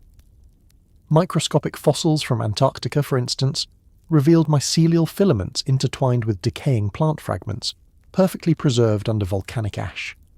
In India, researchers uncovered fossilized fungal mats encrusting soil layers that formed just after the extinction horizon. Everywhere, the pattern was the same. When higher life faltered, fungi filled the void. There's a dark irony to this. The same eruptions that poisoned the atmosphere may have created the perfect greenhouse for fungal expansion. Volcanic aerosols blocked sunlight, producing long intervals of dim light and warmth, conditions fungi tolerate far better than photosynthetic organisms. And as they consumed the remains of dead forests, they returned carbon dioxide to the air, accelerating the recovery of greenhouse conditions that eventually stabilized the climate. In their quiet, chemical way, fungi may have helped restart the global carbon cycle after it had nearly shut down. It's tempting to imagine this as a grim, monochrome world, a planet of ash, humidity, and rot. The skies were likely tinted with red haze from lingering volcanic gases. The land, stripped of roots, eroded into vast mud plains. Yet beneath this bleakness, the soil pulsed with microbial life. Fungal mycelia threaded through the ruins of the biosphere like veins of persistence. They decomposed what little remained, building the scaffolding for new ecosystems. It was not beauty as we understand it, but it was life. Stubborn, quiet, efficient life. In this period, some scientists believe that fungal dominance lasted for several 100,000 years. Over that time, the spores dispersed globally, carried by wind and water, forming a near-continuous biosphere at the microscopic scale. When the first Triassic plants and animals began to reappear, they emerged into a world already coated in fungal life. Soil communities that persist today, the microbial consortia that anchor every forest and grassland, likely trace their ancestry to those survivors. It's also possible that this fungal phase acted as a selective filter for evolution. Species that could coexist with or depend upon fungal partners had a better chance of recovery. In the long run, that relationship may have shaped the next great radiations of plant and animal life. Fungi didn't just clean up the mess, they rewrote the rules of survival. Every major extinction since then has shown the same pattern in miniature. After the asteroid at the end of the Cretaceous, for instance, Fungal spores again spiked briefly in the record. The pattern repeats because the logic is simple. Fungi do not require sunlight or stability. They need only organic matter, moisture, and time. Whenever catastrophe strikes, those conditions eventually return, and the decomposers are there, ready. The Permian Triassic crisis remains the worst extinction known, yet it also serves as a reminder of resilience. The forests fell silent, but the soil never did. Even in the most toxic epoch in geological history, the microscopic filaments of fungi were still at work, digesting, recycling, preparing the ground for what came next. They were, quite literally, the life support system of a dying planet. It's easy to think of extinction as an ending, but in the long perspective, it is also a rearrangement. The fungal spike tells us that recovery is not a clean restart. It begins with decay, with the transformation of death into the raw material for new life. In that sense, the hidden survivors of the Great Dying were not the reptiles or the insects that eventually reappeared, but the decomposers that never left. Today, traces of those events remain locked in the chemistry of coal seams and fossil soils. In every handful of earth, the descendants of those ancient fungi still work, unseen, turning what was once living into what will be again. They are reminders that no matter how catastrophic the collapse, the Earth's smallest engineers are always waiting beneath the surface, ready to rebuild. When everything else failed, it was fungi that kept the world alive. When did forests start whispering underground? To answer that, we have to imagine a world that had already recovered from the Great Dying, a greener, thicker world where roots had learned to speak through the soil. Between 265 million and 65 million years ago, the Earth's surface transformed into something recognizable to us for the first time. Vast forests of towering trees, spreading continents of green, and a stable rhythm of decay and rebirth. But what we now call a forest was never just a collection of trees. It was, even then, a living conversation, held in chemical language, carried by filaments thinner than a strand of hair. By the dawn of the Mesozoic, fungi had perfected a quiet mastery of their craft. Having survived extinction, they expanded into every ecological niche the planet could offer, from swamp to desert, from conifer grove to fern underworld. Beneath the surface, they began building the first truly global communication systems. Every tree that sent its roots into the ground was, whether it knew it or not, plugging into something ancient and vast, a network of fungal threads capable of linking one organism to another through the traffic of elements and signals. This was the emergence of what scientists today call mycorrhizal networks, the alliances between fungal mycelium and plant roots that allow the exchange of nutrients, water, and information. But long before that name existed, long before mammals or flowers, those connections had already been at work in prehistoric soils. Fossilized roots from Jurassic and Cretaceous deposits preserve delicate impressions of hyphae coiling around rootlets, forming microscopic sleeves known as arbuscules.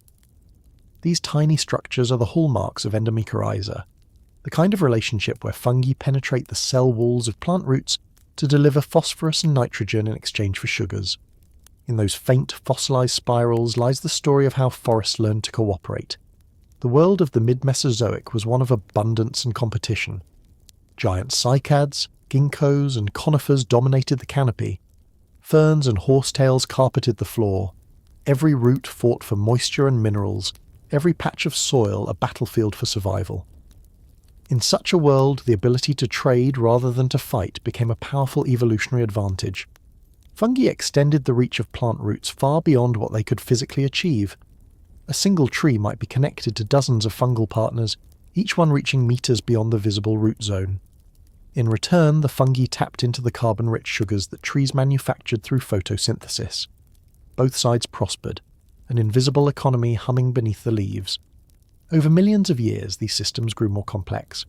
In some Jurassic coal forests, thin layers of ancient soil show alternating patterns of fungal invasion and root regrowth, suggesting that even then, nutrient sharing occurred cyclically, a kind of subterranean pulse that mirrored the seasons above. By studying isotopic ratios of carbon and nitrogen trapped in fossilized root systems, geochemists have found signs that elements were indeed being passed between neighbouring plants. In effect, the forests of the Jurassic were already communicating, not with voices, but with molecules. This underground communication was not simple generosity, it was strategy. Fungi acted as brokers, deciding where to send the resources they extracted. They might deliver extra nitrogen to one tree while drawing carbon from another. In the Mesozoic, this system likely governed which trees thrived and which languished in the shade. Some researchers suspect that the massive conifer forests of that era, ancestors of today's redwoods and pines, owed their stability to these fungal intermediaries. Without them, the soil would have been too poor, too fragmented to support such vast growth.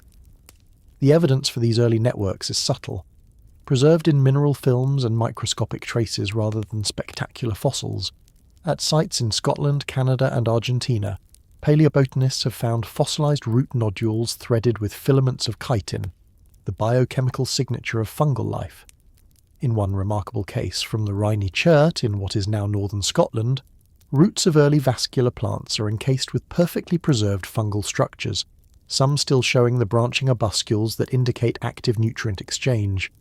This deposit, formed from silica-rich hot springs around 400 million years ago, captures a moment in deep time when the alliance between plants and fungi was already ancient and thriving. By the Cretaceous period, the relationship had become sophisticated enough to shape entire ecosystems. The great temperate and tropical forests that spread across the continents, from the sequoia groves of North America to the Araucaria forests of Gondwana, were not simply collections of trees but integrated biological networks. Fossil soils from these regions contain telltale signatures of mycorrhizal activity, fine-grained channels lined with organic carbon, concentrations of phosphorus that suggest repeated transport, and stable isotope patterns that indicate nutrient cycling far beyond what roots alone could achieve. It's humbling to realise that the very processes that define modern forests were already in motion during the age of dinosaurs. When a diplodocus tore branches from a conifer, it was indirectly feeding the fungi that helped sustain the tree's roots. When forests regrew after volcanic eruptions or floods, it was fungal spores, carried on wind or animal skin, that seeded the new soil. These networks made the Mesozoic forest not just resilient but self-healing. They could recover from disturbance because the fungal underworld endured, bridging the gap between destruction and renewal. In this long green age, the fungi were silent mediators. They shaped the flow of energy without ever taking the spotlight. The plants depended on them utterly, yet left no record of their gratitude. Every fallen leaf that decomposed became another transaction in the grand economy of decay. Over time, this constant exchange built up rich, stable soils, the very substrate on which complex ecosystems could flourish. Without this hidden architecture, the planet would have remained a mosaic of short-lived vegetation, unable to sustain the diversity that eventually produced mammals, flowers, and ourselves. Some of the earliest hints of cooperation across species lines appear in these ancient soils. In Cretaceous formations, isotopic analysis suggests that smaller, shaded plants received a measurable boost in nutrients from neighbouring trees through shared fungal networks. This is the prehistoric prelude to what ecologists now describe as interplant signalling, a kind of resource redistribution that allows shaded saplings to survive under a closed canopy. It's a reminder that competition and cooperation have always been intertwined, and that the quiet negotiations beneath the forest floor are as ancient as the forest itself. It's also in this period that fungi diversified into specialised roles. Some focused on forming symbiotic partnerships with specific plant groups, others remained decomposers, breaking down fallen wood and leaf litter. Together they created a closed loop, the decomposers feeding the soil, the symbionts feeding the living plants. In the Carboniferous, the world learned to rot. In the Mesozoic, it learned to communicate. We cannot yet reconstruct every detail of how these systems worked, but the evidence we do have is persuasive. Microscopic fossils of fungal spores appear consistently alongside plant pollen in Cretaceous sediments, suggesting a stable codependence. In amber, the fossilized resin of ancient trees, mycelial strands are sometimes trapped alongside root fragments, frozen in mid-connection. Each one is a glimpse of the invisible web that made the visible world possible. It's tempting to imagine standing in one of those ancient forests, listening for the quiet hum of exchange. The air thick with humidity, the ground soft underfoot, the smell of resin and damp earth.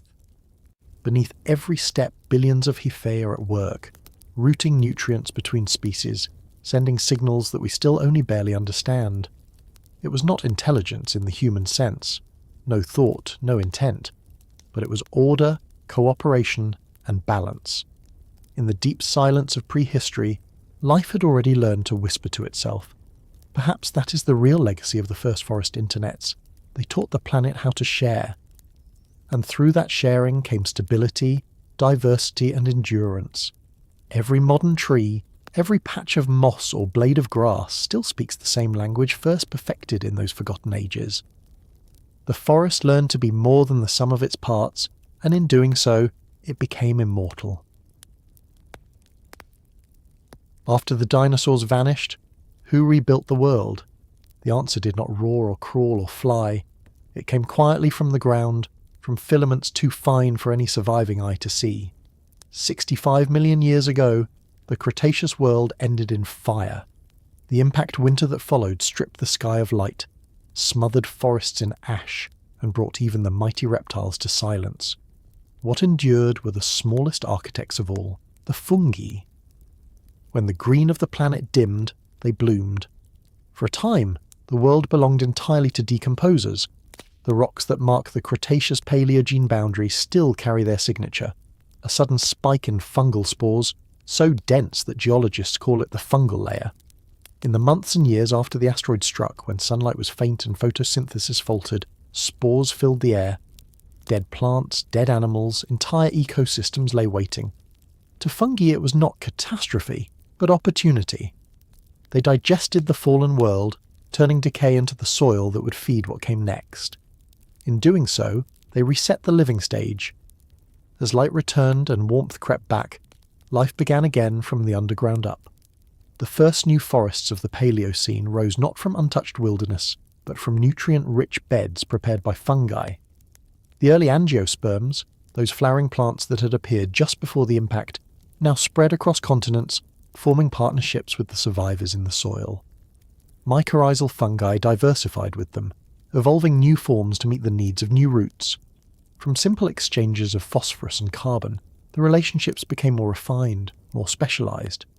Some fungi aligned themselves with hardwoods, others with grasses, others with the first tropical rainforests. Each alliance changed the way ecosystems recycled matter. In the cool forests of the northern hemisphere, ectomycorrhizal fungi took hold. These were the kinds that wrapped roots in tight sleeves rather than entering them, creating intricate mantles that extended far into the soil. They partnered with birches, oaks, beeches, and pines, forming webs that could span whole valleys. Their fruiting bodies, the mushrooms we recognize today, became seasonal signals of this ancient partnership still at work. In tropical regions, endomycorrhizal fungi continued the tradition of deep cellular intimacy, threading themselves into the roots of palms and broadleaf trees. In the new grasslands of the Eocene, smaller fungi adapted to faster, shallower root systems, pioneering the invisible networks that now sustain savannas and prairies. Through these diversifications, fungi became the quiet regulators of global recovery. Their enzymatic machinery evolved alongside the changing chemistry of plants. As flowering trees developed more complex defensive compounds, tannins, resins, and alkaloids, the fungi responded with equally intricate ways of breaking them down. It was a molecular arms race that strengthened both sides and gave rise to the biochemical richness of modern soils. Each innovation in plant defense produced a corresponding innovation in fungal digestion. Over tens of millions of years, this interplay sculpted the fertility of every forest on Earth. In the fossil record of the Paleocene and Eocene, we find not just pollen and leaves, but microfossils of fungal spores preserved alongside them. Their shapes vary, spiny, smooth, lobed, ringed, each one the mark of a lineage adapting to new partners. Some spores resemble those of modern truffles, others of puffballs and shelf fungi. These are the descendants of the survivors, refined by the long patience of recovery. And while animals and plants changed shape, competed, and went extinct, fungi persisted through it all, stitching one ecosystem into the next. By the time the great mammals appeared, the ancestors of elephants, horses and primates, the fungal networks were already ancient cities beneath their feet. When herds migrated, trampling the ground, they carried spores on their fur and in their dung, spreading the architects further. In the Miocene, as grasslands expanded and forests retreated in places, fungi followed both. Some shifted from tree partners to grasses, developing new mycorrhizal strategies suited to shallow soils. Others remained loyal to forests, burrowing deeper, surviving droughts and fires. What had once been uniform across the continents diversified into 1,000 different forms of partnership. In these same epochs, the decomposers perfected another critical role: climate regulation. By controlling how fast dead wood and leaves returned to the carbon cycle, fungi governed the balance between burial and release. If decomposition had been slower, the world might have entered another coal age. If faster, the atmosphere might have overheated. Instead, their metabolism kept the balance within the narrow range that allowed forests to stabilize and animals to thrive. Even the first peat bogs and wetlands, where carbon built up in layers, depended on particular fungi that thrived in the oxygen-poor mud, digesting just enough to prevent stagnation. The forests of the Oligocene and Miocene teemed with these silent engineers. Fossilized roots from these ages often show clear traces of fungal sheathing.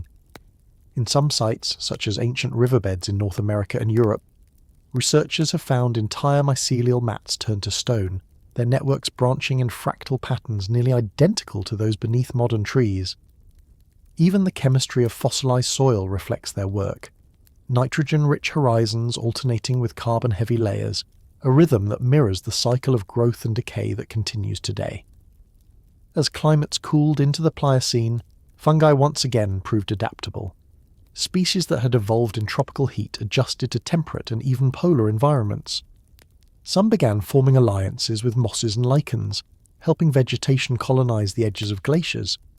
Others partnered with hardy shrubs and conifers, making boreal forests possible where once only rock and ice lay. Each adaptation represented another quiet conquest, another step in rebuilding the diversity of life after deep time's upheavals. By the time humans appeared, mere moments ago in geological time, the fungal underworld was already the most complex biological network on the planet. Every plant we encountered, every forest we walked through, was an ecosystem co-engineered by mycelium. The apples, grains and legumes we would later cultivate all trace their success to these ancient partnerships. But long before human agriculture, fungi had already shaped the rules of life on land. They determined how nutrients cycled, how forests recovered from fire, how ecosystems resisted collapse. Their resilience was not accidental. It was the result of 500 million years of refinement. In this long story, one theme repeats: survival through cooperation. After each extinction, after every climate swing, fungi reassembled the biosphere from fragments. When the asteroid dust settled, it was fungal spores that waited, dormant but unbroken. When the first shoots of new plants pierced the ash, mycelium reached for them, ready to reconnect the Earth's metabolism. The forests we know today, the rainforests of the Amazon, the birch groves of Scandinavia, the pine highlands of Asia, all stand upon that legacy. Beneath them runs the same living infrastructure, tracing its lineage back to the dark soil of the Paleocene. If you could compress the last 65 million years into a few minutes, you would see a heartbeat of green and brown across the continents. Forests burn, regrow, migrate, vanish. Ice sheets advance and retreat. And through it all, the faint glow of fungal life persists like embers beneath the surface, rekindling the flame of photosynthesis again and again. The continuity of that unseen world is one of the most astonishing facts in biology. While species rise and fall, the architecture of mycelium endures. Today, biologists studying fossilized DNA from ancient soils have confirmed this persistence. Genetic traces of fungal lineages found in sediments tens of thousands of years old match those still living in modern forests. In a literal sense, the fungi beneath our feet are living fossils, carrying forward biochemical strategies that first evolved in the ashes of catastrophe. When we walk in the woods, we step across generations that never truly ended.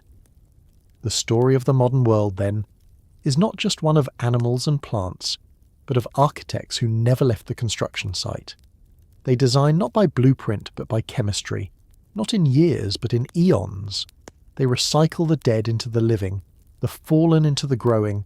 Their reward is continuity. Ours, unknowingly, has been the gift of stable ecosystems to inhabit.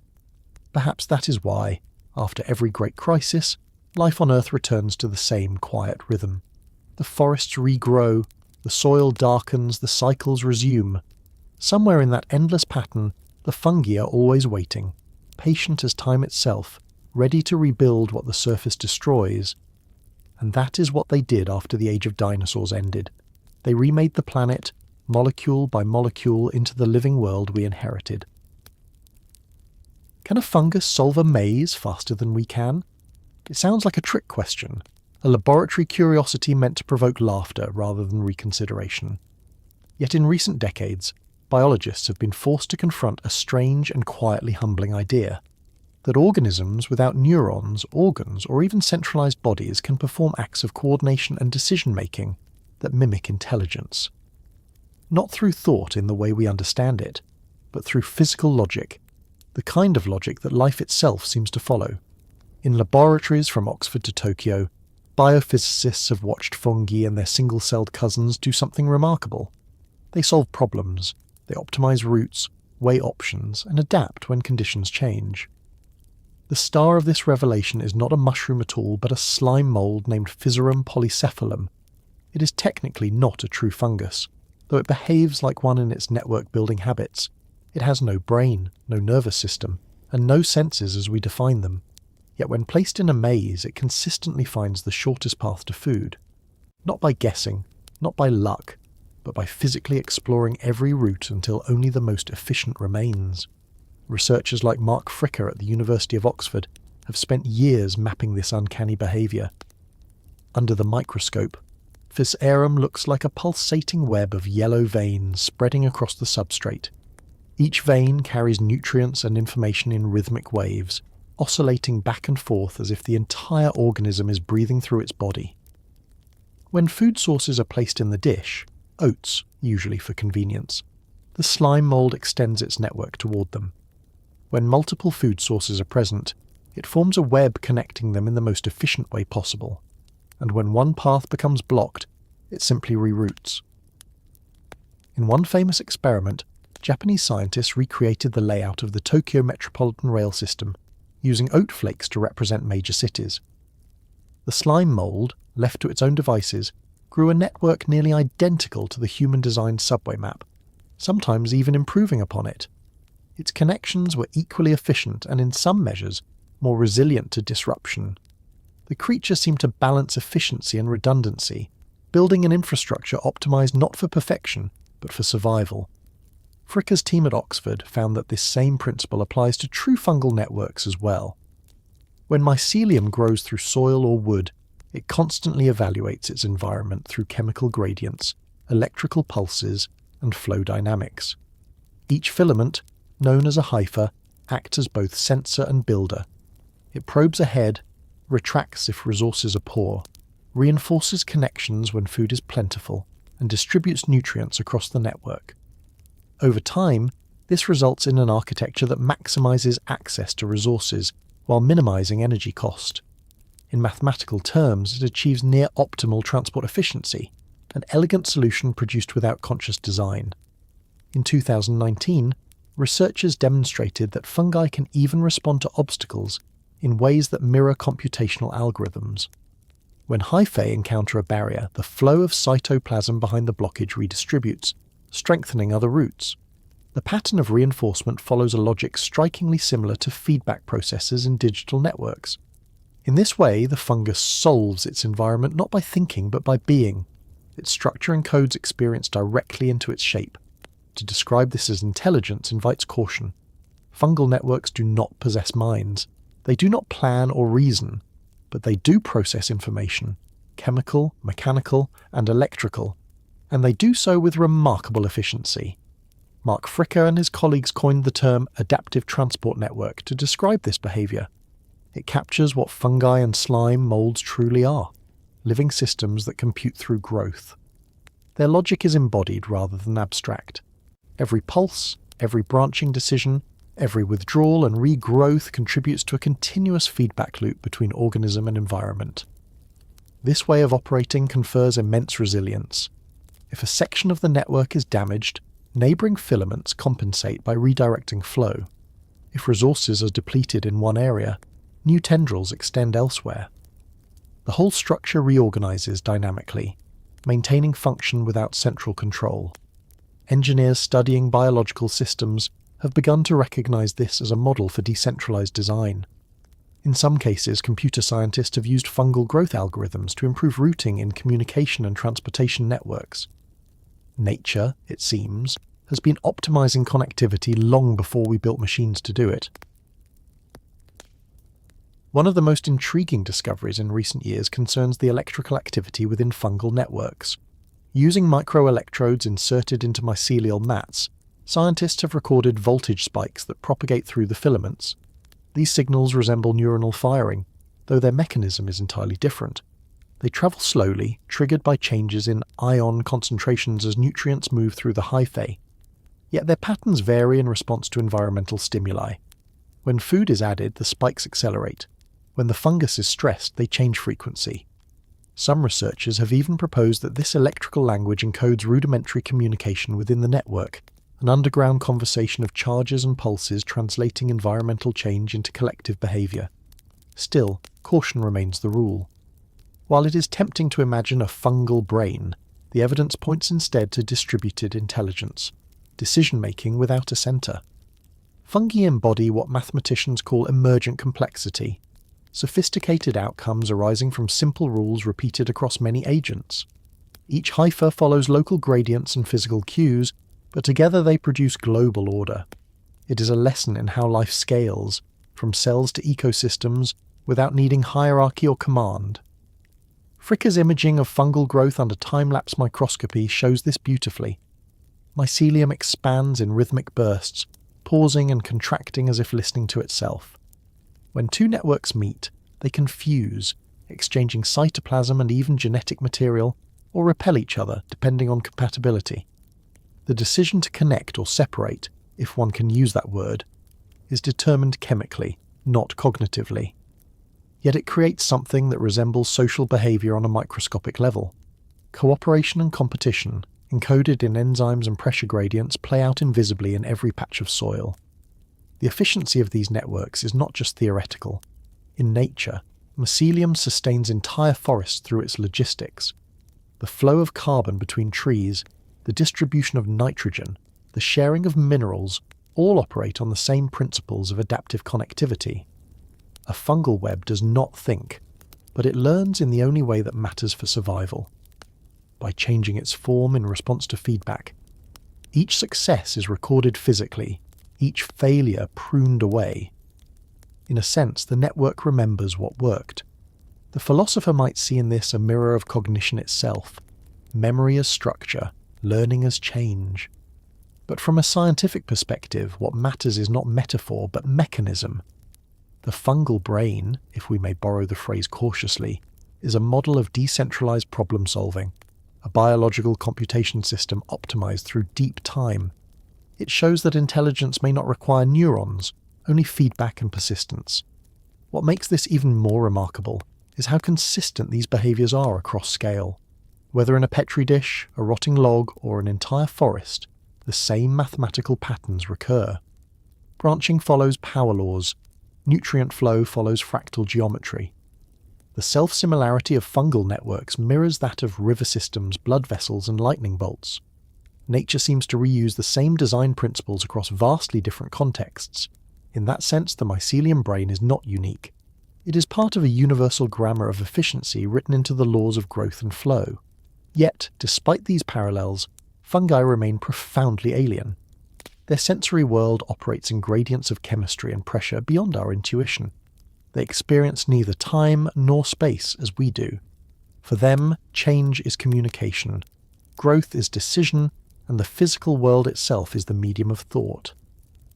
Watching a fungal network explore a maze reminds us not of human genius, but of the strangeness of life. How many forms of coordination exist outside our narrow definition of intelligence? In recent years, research has extended to understanding how fungi handle redundancy.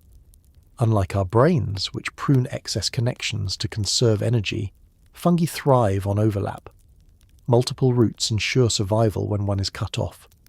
This redundancy sacrifices maximum efficiency for robustness, an evolutionary compromise that has allowed them to persist through extinctions and climate swings. In a way, their intelligence lies in not being perfect. They grow messy, wasteful, yet impossible to kill. Scientists are only beginning to quantify these dynamics.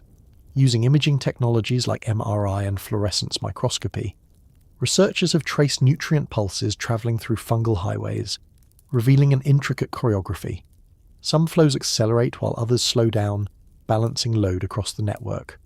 No engineer could design it better without enormous computational cost, and yet the fungus does it automatically, powered by chemistry and physics alone. The study of these organisms has already begun to influence artificial intelligence research. Algorithms inspired by mycelial growth, known as slime mold optimization and fungal routing models, are now used in logistics, robotics, and network design. In a poetic reversal, humans are learning from the same silent builders who once helped life colonize the land. We have begun, perhaps, to rediscover what evolution never forgot, that intelligence does not belong to one form of life, but to life itself. Still, even with all we have learned, the inner workings of fungal coordination remain largely mysterious. How does the network decide when to reinforce a pathway or abandon it? What thresholds trigger its transitions between exploration and consolidation? We can describe the patterns, simulate them, even mimic them, but the full logic of fungal behaviour eludes us. It may be that understanding such systems requires thinking less like an engineer and more like the organism itself, patient, adaptive, unhurried. In the end, Physarum and its fungal cousins remind us that intelligence is not confined to brains or bodies. It is a property of organisation, of interaction with the environment, of responsiveness over time. When a fungus navigates a maze, it does not reason its way out. It grows its way out. Its success is not measured in thought but in persistence, and perhaps that is the deeper lesson hidden in the petri dish, that life, at its core, is not about knowing, but continuing. Whether it's a slime mold spanning a maze or a mycelium weaving beneath a forest, the same principle applies. Keep connecting, keep adapting, keep flowing. In the silent logic of fungi, that may be all the intelligence the universe ever needed. What's holding the forest together right now? Roots or fungi? It's a simple question, but one that cuts to the hidden architecture of our living planet. When you walk through a forest, every step feels solid, every tree anchored and upright, as if its roots alone are enough to hold the world in place. But beneath that illusion of independence lies something far older and far more communal. A vast living network that feeds, stabilizes, and connects nearly every plant on Earth. It isn't made of wood or chlorophyll, it's made of fungus. Under every patch of soil, beneath the grasslands, the tundra, and even the deserts, stretches an invisible lattice of mycelial threads, thinner than a human hair yet strong enough to bind an ecosystem together. These networks are called mycorrhizae, a word meaning fungus root. The name captures their dual nature, part plant, part fungus, and inseparable since the dawn of terrestrial life. Today, nearly 90% of all plant species depend on them. Without these ancient partnerships, the planet's forests would wither, carbon would pool in the air, and the ground itself would begin to crumble. In any handful of soil, there are kilometres of these microscopic filaments. They wind around roots, pierce through soil grains, and reach into the smallest pores where water and minerals hide. Plants, with their limited reach, can access only a fraction of the nutrients in their environment. Fungi solve that problem. Their filaments extend the plant's foraging range hundreds of times beyond what roots can achieve. In return, the plants provide the fungi with sugars, chemical energy distilled from sunlight and carbon dioxide. It's a barter system written into the chemistry of life. Carbon flows down, minerals flow up, and everything in between stays alive. What makes this system so astonishing is its scale. Recent estimates suggest that the total length of mycorrhizal mycelium in the top 10 centimetres of Earth's soil is around half the width of our galaxy. Trillions of kilometres of fungal threads circulate nutrients, water and carbon between plants and soil. Each strand is a living pipeline, part of an ancient economy that has been running smoothly since long before humans evolved. The forest you see above ground is only half the organism. The rest, the real machinery, is below, humming quietly in the dark. One of the most critical roles of these fungi is in nutrient cycling. They are the middlemen of the biosphere, breaking down complex organic matter into forms that plants can use. When leaves fall, when roots die, when animals decay, fungi move in. They secrete enzymes capable of dissolving almost anything organic: lignin, cellulose, even keratin. These biochemical reactions release nitrogen, phosphorus and trace metals back into the soil, where mycorrhizal filaments absorb them and ferry them directly to plant roots. It's a perfectly timed exchange, decomposition and rebirth happening through the same channels. But fungi do more than recycle. They stabilise. Their hyphae act like microscopic threads that bind soil particles together, creating aggregates that resist erosion. In forests, these fungal bonds prevent the ground from washing away during storms. In grasslands, they hold dust in place against the wind. Without fungi, the topsoil, the planet's thin layer of fertility, would vanish within decades. Every ecosystem relies on this hidden glue. In the last few decades, scientists have also discovered how profoundly fungi influence water. During droughts, plants connected to mycorrhizal networks fare dramatically better than those without. The reason is both simple and elegant. The fungal filaments act as capillaries, channeling moisture from deep soil layers or shaded pockets to roots that would otherwise desiccate. They can even transfer water between different plants, evening out local stress. A shaded fern and a sunlit pine might share the same underground network, balancing their needs in silence. In this sense, fungi don't just support life, they moderate it. They are the thermostats and regulators of terrestrial ecosystems. Their impact on carbon, however, is where their planetary importance truly unfolds. Every tree, every blade of grass, every mossy patch stores carbon, but the majority of that carbon eventually finds its way underground. When plants exude sugars into their roots, a significant portion goes straight into feeding fungi. In return, fungi lock much of that carbon into complex organic compounds that resist decay. Some becomes part of their own cell walls, built from chitin, a tough molecule that decomposes slowly. Other fractions become humus, the dark, rich component of soil that can persist for centuries. Without this process, most of the carbon captured by photosynthesis would return to the atmosphere within a single season. With fungi, it stays buried. Studies suggest that mycorrhizal fungi alone may sequester up to a third of all terrestrial carbon each year. When they thrive, forests act as carbon sinks.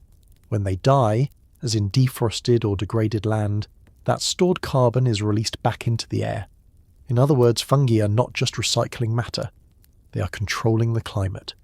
They determine how long carbon remains locked away, how fertile the soil becomes, and how resilient the biosphere stays in the face of change.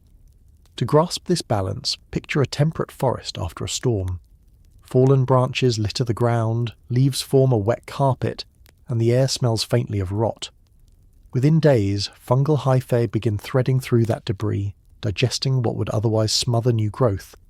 As they do, they connect to living roots below, turning waste into sustenance. By the following spring, the nutrients from that decay will be flowing through the veins of young shoots. Nothing is wasted. The forest is not a collection of individuals competing for survival.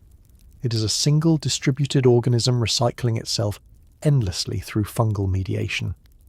This dynamic extends far beyond forests. In tundra ecosystems, mycorrhizal fungi partner with dwarf shrubs to survive cold, nutrient-poor soils. In tropical rainforests, they form dense multi-species webs linking dozens of trees together. In dry savannas, arbuscular fungi help grasses survive cycles of drought and flood. Even coral reefs have fungal analogues, microscopic symbionts that stabilize calcium carbonate and maintain microbial balance. Across the planet, wherever life touches soil, fungi are there managing the transaction. Yet these relationships are fragile. Industrial agriculture, deforestation, and soil disturbance are severing them at alarming rates. Ploughing and chemical fertilizers destroy the delicate networks, forcing crops into dependence on artificial nutrients. Forest clearing strips away the fungal topsoil that took centuries to build. As the filaments die, the carbon they held is released, accelerating the very climate changes that will make soils even less hospitable. It's a feedback loop, and we're only beginning to understand its scale. Organisations like the Society for the Protection of Underground Networks, SPUN, are now mapping the global distribution of mycorrhizal fungi. Using DNA sampling from soils on every continent, they are building the first open-access atlas of Earth's fungal biodiversity. These data are revealing patterns we never saw before. Continental-scale networks stretching under grasslands, desert corridors of drought-resistant species, mountain systems adapted to extreme cold.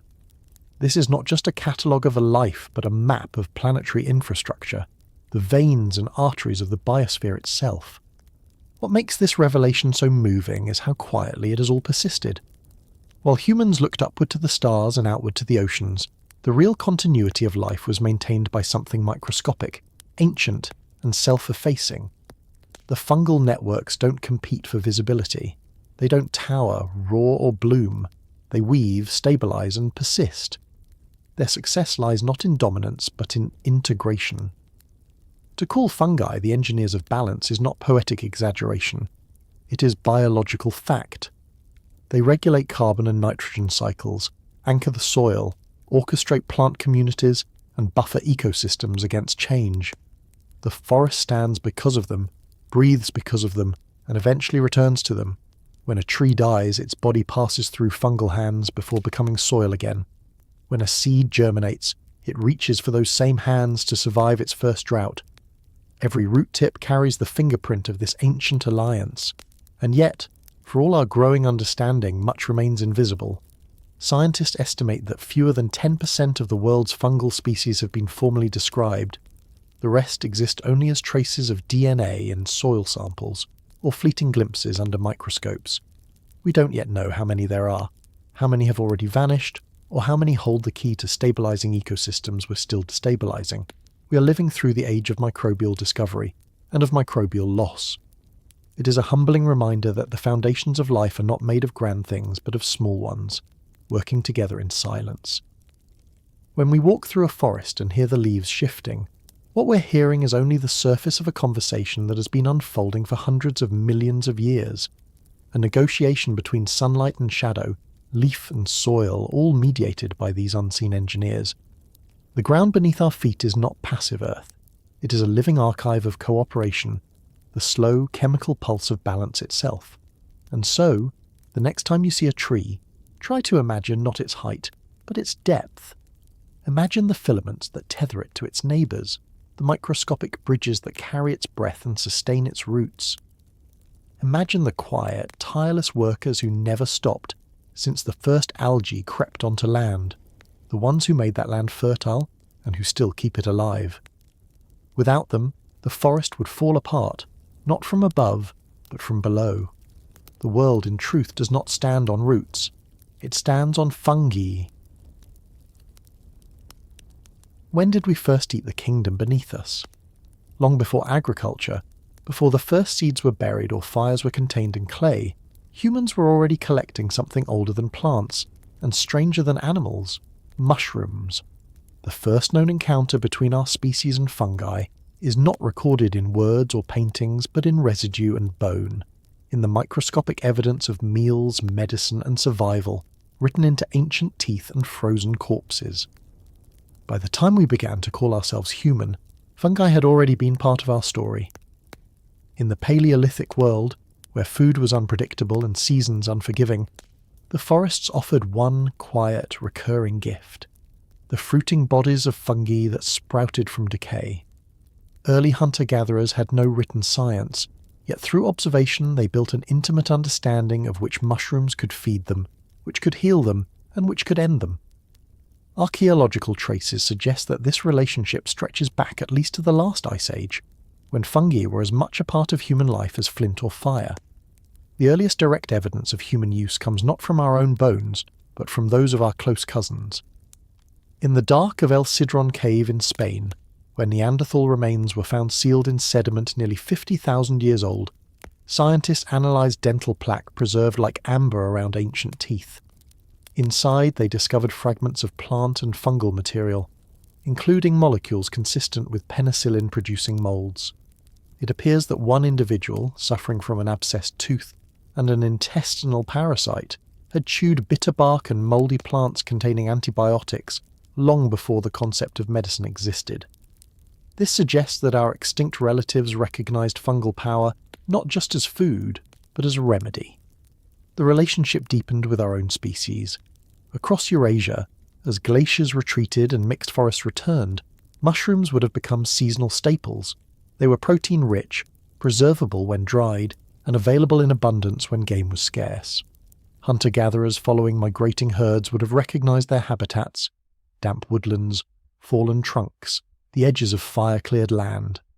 Fungi thrive on disturbance, and early humans were the ultimate disturbers.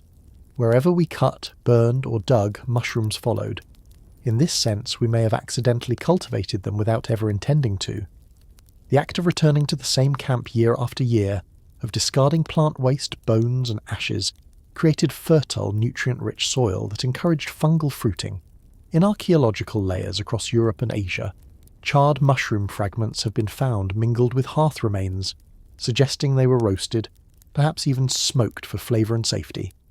Their spores, impervious to heat, sometimes survived in the ashes, offering microscopic proof of our shared table. But the most intimate evidence comes from a single frozen body, the man we call Ötzi, discovered in the Alps and dated to over 5,000 years ago. His body, preserved in ice, carried not one but two species of fungi with him. One was Piptoporus betulinus, known as the birch polypore, a tough bracket fungus still used in folk medicine today. The other was Fomes fomentarius, the tinder fungus, prized for its ability to catch and hold embers. Strung together on a cord, these fungi were part of his survival kit, as essential as flint and blade. The birch polypore contains compounds with antibacterial properties. Ötzi may have used it to treat intestinal parasites identified in his remains. The tinder fungus, meanwhile, could smoulder for hours, allowing fire to be carried safely from one camp to another. In this frozen traveller, fungi served both as healer and as keeper of flame, medicine and technology in one. The symbolic significance of these early uses should not be overlooked. Fungi blur categories. They emerge from decay yet give nourishment. They appear overnight and vanish by dawn. They are neither animal nor plant. For ancient humans, this must have seemed magical, a food that came from rot, a flame carried in wood's ghost. Even without myth, such experiences would have left impressions deep enough to shape early ritual behaviour. Archaeologists working in Paleolithic rock shelters have found mushroom-like motifs carved beside hunting scenes, suggesting observational reverence. Though we cannot prove intention, it's easy to imagine how these unpredictable organisms inspired curiosity and caution in equal measure. By the Mesolithic period, as humans began to settle more permanently, the partnership grew more practical. Fungi became tools in preservation and transformation. Long before written recipes, people were fermenting, a process entirely dependent on yeast and mould. Fermentation may have started accidentally, with wild yeasts landing on stored grains or fruit, but once discovered, it would have been treasured. Fermented food lasted longer, tasted better, and in some cases made otherwise toxic plants digestible. The invisible fungal world had entered human metabolism, converting sugars into alcohol and starch into sustenance. Around the same time, fungi entered architecture. The growth of stable shelters created new microclimates, damp walls, stored straw and wooden beams, all ideal for fungal colonization. This was not always welcome.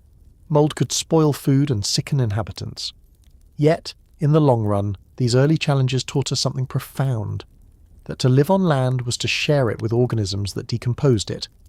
Human habitations became miniature ecosystems where fungi managed waste and decay, just as they did in forests. The same forces that broke down fallen trees now shaped our homes. As the Neolithic era unfolded and agriculture began, fungi found a new role as silent partners in domesticated soils. Farmers didn't know it, but every time they cultivated a field they were negotiating with underground mycorrhizal networks. crops that flourished were likely those best connected to fungal symbionts.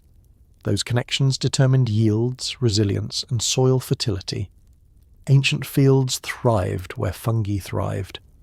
We have since given that cooperation a scientific name, but its practice was instinctive. Farmers who rotated crops, who let fields rest, who composted, all were unknowingly tending to fungal health. Across the world, regional variations of human-fungus relationships emerged. In northern Europe, birch and pine forests produced edible boletes and chanterelles, their habitats tracked by foragers with generations of inherited knowledge. In Asia, wood-rotting species like Ganoderma and Lentinula were gathered and eventually cultivated, valued not only for nutrition but for perceived medicinal effects. In the Americas, maize and fungi developed a unique relationship in the form of corn smut, or Ustilago maedis, which turned kernels into swollen black galls later recognized as a delicacy. Wherever humans settled, fungi adapted, finding new ecological niches alongside us. Even without modern tools, ancient societies seemed to sense that fungi were intermediaries, recyclers of death into life. They appeared in burial contexts, perhaps as symbols of regeneration. In some Neolithic sites, spores and fruiting body residues have been identified in grave soils, suggesting deliberate placement. Whether for spiritual or practical reasons, or to aid decomposition, or signify rebirth, the gesture echoed what nature had always done: return matter to the cycle through fungal work. The timeline of this relationship mirrors our own evolution. As we move from transient foragers to settled builders, fungi moved with us, on our tools, in our food, in our walls. They were invisible passengers on our rise to civilization, shaping the environments that shaped us. The more we cultivated, the more we relied on the unseen chemical labour of decomposition and fermentation. And though we rarely noticed it, the same quiet kingdom that built the forests was now building us too. One meal, one medicine, one fire at a time. Today, we can look back at those Paleolithic hands holding a cluster of mushrooms and see the beginning of a partnership that never ended. Our ancestors didn't understand enzymes or chitin or spores, yet they were participants in a symbiosis that has lasted hundreds of thousands of years. They learned through observation and experience what we now confirm in laboratories, that fungi are not separate from the systems that sustain life. They are the systems. What makes this realization so powerful is its continuity. From Neanderthal teeth to Neolithic fields, from survival to culture, fungi have threaded through every phase of our story. They have been food, fire, healer and recycler, roles that predate even our myths. When we think of the first human technologies, we imagine tools of stone and bone, but the most enduring was never carved or forged. It was cultivated in decay, carried in pouches, and passed between generations in the form of spores. And so, when we trace our lineage across the ages, we might picture not just the ascent of man, but the quiet companionship of a second lineage rising alongside us, the one that taught us how to ferment, how to heal, how to carry flame, the one that never asked for worship or reward, only coexistence. Long before we built cities, the kingdom beneath us built us. What happens when a mushroom becomes a messenger to the gods? Long before chemistry named its molecules or anthropology traced its myths, there were people who bit into the flesh of fungi and felt the world itself open. The story of sacred mushrooms is not a modern invention or a forgotten superstition. It is an ancient cross-cultural dialogue between humanity and the hidden kingdom that grows from decay. In every civilization that rose close to forests, caves, or rain-soaked soil, there were whispers of a being that was neither plant nor animal, a living bridge between earth and spirit. In Mesoamerica, long before Europeans arrived, the Aztecs already had a name for these beings, Teonanacatl, the flesh of the gods. Spanish chroniclers, encountering the rituals of the Nahua and Mazatec peoples in the 15th and 16th centuries, described ceremonies where priests and nobles consumed small brown mushrooms and entered states of divine communion. According to the friar Bernardino de Sahagún, those who partook would see visions and hear voices, believing themselves in the presence of the divine. For the Aztecs, these were not hallucinations but revelations. They considered the mushrooms to be sacred intermediaries, capable of transmitting messages between mortals and deities. The rituals surrounding Teonanacatl were structured and reverent, not indulgent. They took place in controlled environments, often at night, guided by spiritual leaders who ensured that the experience remained within ritual boundaries. Participants would fast, purify themselves, and then eat the mushrooms accompanied by music, chanting, and incense. The visions that followed were not entertainment, they were consultation. A chief might seek guidance before battle, a priest might interpret the will of the gods, or a healer might diagnose an illness of the body or spirit. The mushrooms were seen as divine entities in themselves, emissaries from the underworld of roots and decay, carrying wisdom upward. When Spanish missionaries witnessed these practices, they were horrified. To them, these rituals represented blasphemy, a direct challenge to Christian doctrine.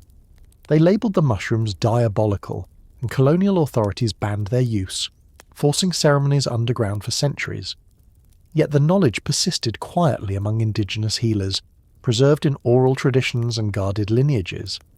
To this day, in regions of Oaxaca, the descendants of those first mushroom priests still refer to the sacred fungi as Niños Santos, the holy children, beings that teach rather than intoxicate. Across the ocean and millennia earlier, another civilization was performing similar rites, though in a different tongue.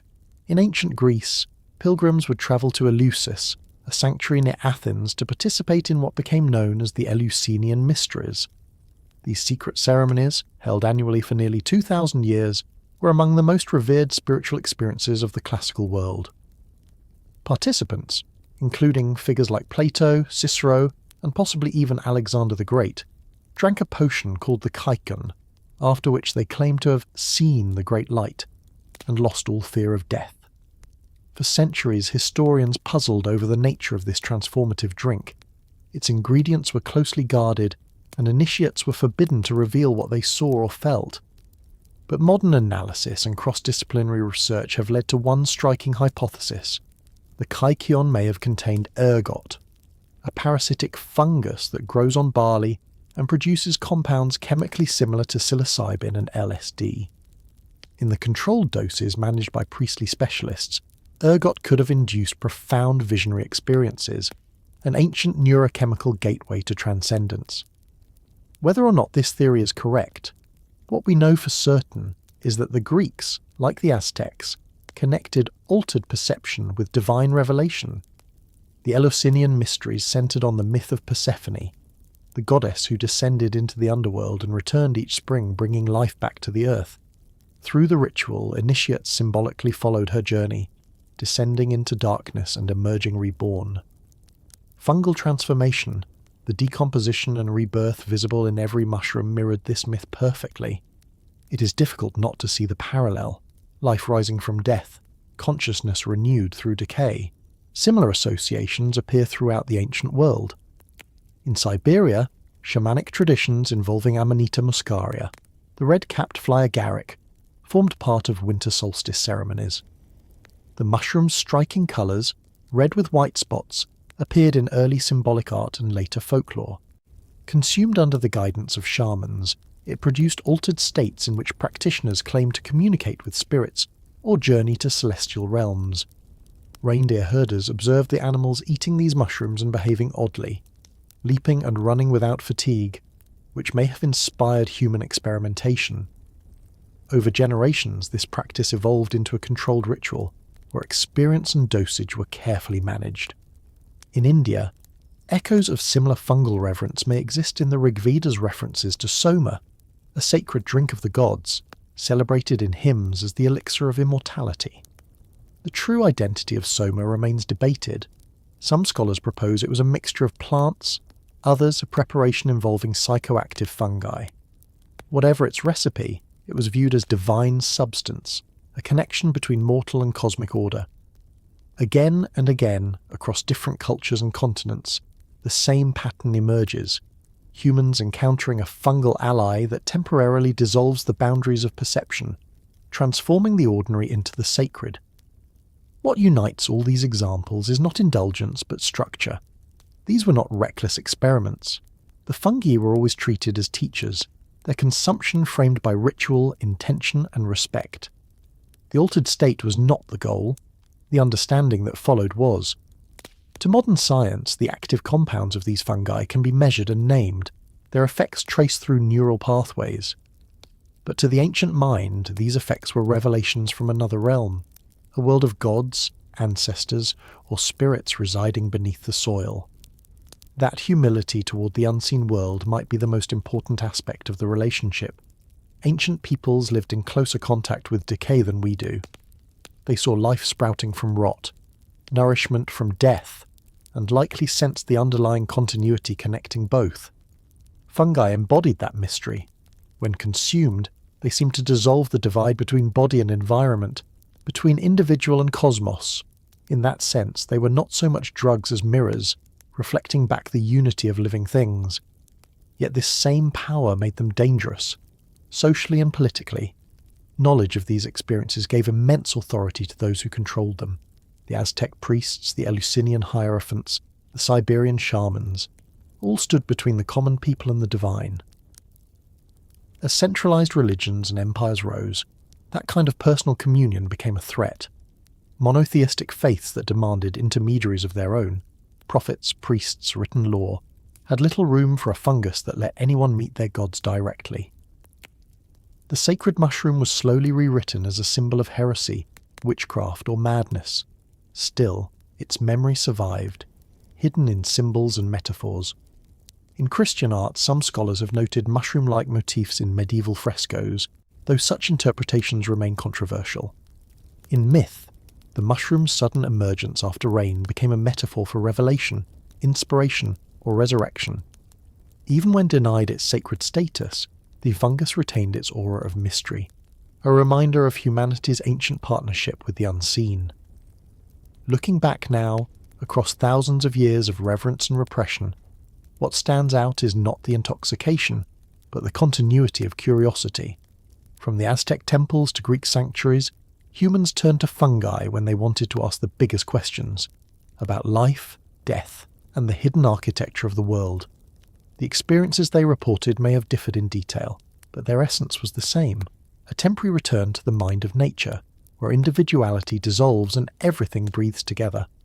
As scientists today study the networks of mycorrhiza beneath forests or trace the evolutionary history of psilocybin, they are, in a sense, continuing that ancient inquiry. They seek not gods but mechanisms, yet the impulse is identical, to understand how something without eyes, nerves, or consciousness can still teach us something about ourselves. The ancestors who consumed Tiononeacatl or drank Kaon were not ignorant mystics. They were early phenomenologists of the natural world, using the tools available to them, biology, ritual, and courage, to explore the limits of perception. We may never know exactly what they saw in their visions, but perhaps that is the point. Fungi have always been the mediators between worlds, between life and death, soil and sky, human and earth. To taste them was to step briefly into that space in between. And in doing so, ancient civilizations discovered what modern science is only beginning to re-articulate, that the boundaries separating us from the rest of life are thinner than we think, and sometimes, under the right conditions, they disappear entirely. Did mushrooms make us human?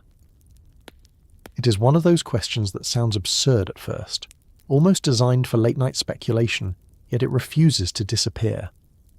The idea, known as the stoned ape hypothesis, was proposed in the late 20th century by ethnobotanist and writer Terence McKenna. It imagines a pivotal chapter in prehistory when our ancestors encountered psychoactive mushrooms, and that encounter, he argued, changed the trajectory of evolution itself. McKenna suggested that consuming psilocybin-containing fungi might have stimulated neural development, language formation, and even the birth of self-awareness. It is an elegant, romantic theory, perhaps too elegant. Still, it continues to intrigue because it touches something fundamental, our intuition that consciousness, like the forest, might have roots deeper than reason. To understand the appeal of this hypothesis, we have to step back to the Pleistocene, roughly 50,000 years ago, when Homo sapiens shared the world with other intelligent cousins like Neanderthals and Denisovans. Our species was spreading out of Africa, experimenting with tools, art, and symbolism, while adapting to radically different ecosystems. We were clever apes, but not yet the storytellers of civilization. McKenna's theory begins in this moment. A world of foragers following herds across the savannas, keen-eyed, hungry, and observant. In that landscape, the dung of grazing animals such as aurochs and antelope became fertile ground for mushrooms, including psilocybin-producing species. Curious omnivores like us, McKenna argued, would inevitably taste them. The sequence he imagined was gradual. Low doses might have sharpened visual acuity, an evolutionary advantage for hunters spotting prey. Moderate doses could have fostered social bonding and empathy within groups. Higher doses might have produced visionary or mystical experiences stimulating language, creativity, and the sense of a shared spiritual dimension. In McKenna's telling, mushrooms were not merely food, they were catalysts, expanding the neural and cultural horizons of early humans. He proposed that this partnership with fungi was instrumental in the leap from primate cognition to symbolic consciousness. From a scientific standpoint, it is an appealing narrative because it links biological evolution to cultural evolution, the very bridge that defines humanity. However, modern neuroscience and evolutionary biology approach such claims with caution. There is no direct fossil or genetic evidence that psilocybin consumption played a role in human evolution. What we do have are plausible circumstantial contexts. Early humans certainly lived in environments where such mushrooms grew. Ethnographic evidence shows that many indigenous groups later integrated psychoactive plants into ritual life, and psilocybin does measurably affect serotonin pathways in the brain, influencing perception and emotion. But linking that to permanent evolutionary change is a much larger leap. The difficulty lies in connecting short-term biochemical effects to long-term genetic adaptation. Evolution operates through inherited variation, not acquired experience. Eating mushrooms might change how one perceives reality for a few hours, but that does not alter DNA. For McKenna's idea to hold, the argument would have to be that repeated use somehow created selective pressure, perhaps by favouring individuals with certain neural architectures who responded more creatively, cooperatively, or insightfully. Yet this is nearly impossible to test, especially across deep time. The archaeological record preserves bones and tools, not thoughts. Still, there are kernels of truth in McKenna's intuition. Psilocybin acts on the brain's serotonin 2A receptors, temporarily increasing connectivity between regions that usually function separately. Modern brain imaging shows that this can dissolve habitual patterns of thought and amplify associative thinking, the ability to see connections between seemingly unrelated things. In an evolutionary sense, those are the same cognitive skills involved in metaphor, innovation, and symbolic reasoning. It is tempting to imagine that early humans, under the influence of these compounds, might have glimpsed patterns in nature that inspired the first art or myth. But correlation is not causation, and every major human innovation, fire, language, community, can also be explained through environmental and social pressures without invoking chemistry. Neuroscientists studying consciousness often emphasize that altered states do not create new structures in the brain, but reveal flexible modes of operation that already exist. In other words, the capacity for transcendence or insight may have evolved for other reasons. Toolmaking, cooperation, abstract memory, and psychedelic experiences simply activate it. If that is true, mushrooms did not make us human. They merely showed us what we already were capable of. Another challenge to the hypothesis is timing. Fossil and archaeological evidence places the earliest known art, symbolic burials, and complex tools tens of thousands of years apart, appearing gradually rather than suddenly. There is no big bang of consciousness. The cognitive revolution that produced language and culture unfolded over many millennia, likely driven by social complexity and environmental challenges rather than any single dietary trigger. The mushroom, while evocative, is an insufficient explanation for something as intricate as human consciousness. Yet McKenna's broader metaphor, that human awareness is intertwined with ecological relationships, has found renewed sympathy among scientists studying symbiosis and systems theory. The human brain itself is a network, not unlike the mycelial webs that link trees underground. Our neurons communicate chemically, exchanging signals much like fungi do through their hyphal filaments. The idea that intelligence could emerge from distributed cooperation rather than centralized control resonates with how nature operates at every scale. In that sense, the stoned ape story can be read less as literal evolution and more as allegory. humanity awakening to the realization that thought itself is ecological. There is also a sociological element to consider. When McKenna articulated this theory in the late 20th century, it emerged within a cultural context fascinated by psychedelics, consciousness expansion, and alternative models of evolution. His work bridged anthropology, myth, and speculative neuroscience, more poetry than proof. Yet it served an important role. It reminded people that evolution is not merely mechanical, but experiential. We are shaped not only by genetics, but by perception, by how we interact with our environment and what stories we tell about it. Modern research on psilocybin, though far removed from McKenna's mysticism, does reveal its profound effects on the human mind. Controlled studies show that it can induce lasting increases in openness, empathy, and interconnectedness, traits that would have been advantageous in small cooperative societies. It can also dissolve rigid hierarchies of thought, encouraging flexible problem-solving. Whether or not it sculpted our ancestors' brains, it undeniably influences how those brains function. McKenna's intuition, though speculative, anticipated scientific discoveries that only now are becoming quantifiable. Still, humility is essential. The line between curiosity and myth is thin. Every time humans have tried to attribute their uniqueness to a single event, fire, language, a meteor, a mushroom, the truth has turned out to be more complex and more beautiful. Consciousness is unlikely to have a single origin. It is a mosaic of slow adaptations, accidents, and opportunities. Fungi may have been one of those opportunities, but they were not the only one. What the stoned ape hypothesis gives us, if nothing else, is a reminder of how intertwined our species has always been with the natural world. Whether as decomposers of wood, builders of soil, or occasional teachers of perception, fungi have accompanied life since its beginning. That they could have also accompanied the awakening of our own awareness is not impossible, only unproven. And perhaps that uncertainty is where its power lies. Science advances by saying we don't know yet, while myth endures by saying what if. Between those two sentences, curiosity survives. In the end, the story may tell us more about ourselves than about evolution. We want to believe that intelligence is not an accident, that there was some moment of recognition, a spark in the dark. McKenna offered a vision in which that spark came from the forest floor, from a species older and quieter than ours, whispering through chemistry instead of language. Even if that vision is wrong, it expresses something deeply human, our longing to belong to a larger mind, to see consciousness not as a property of one species, but as a dialogue with the living world. So, did mushrooms make us human?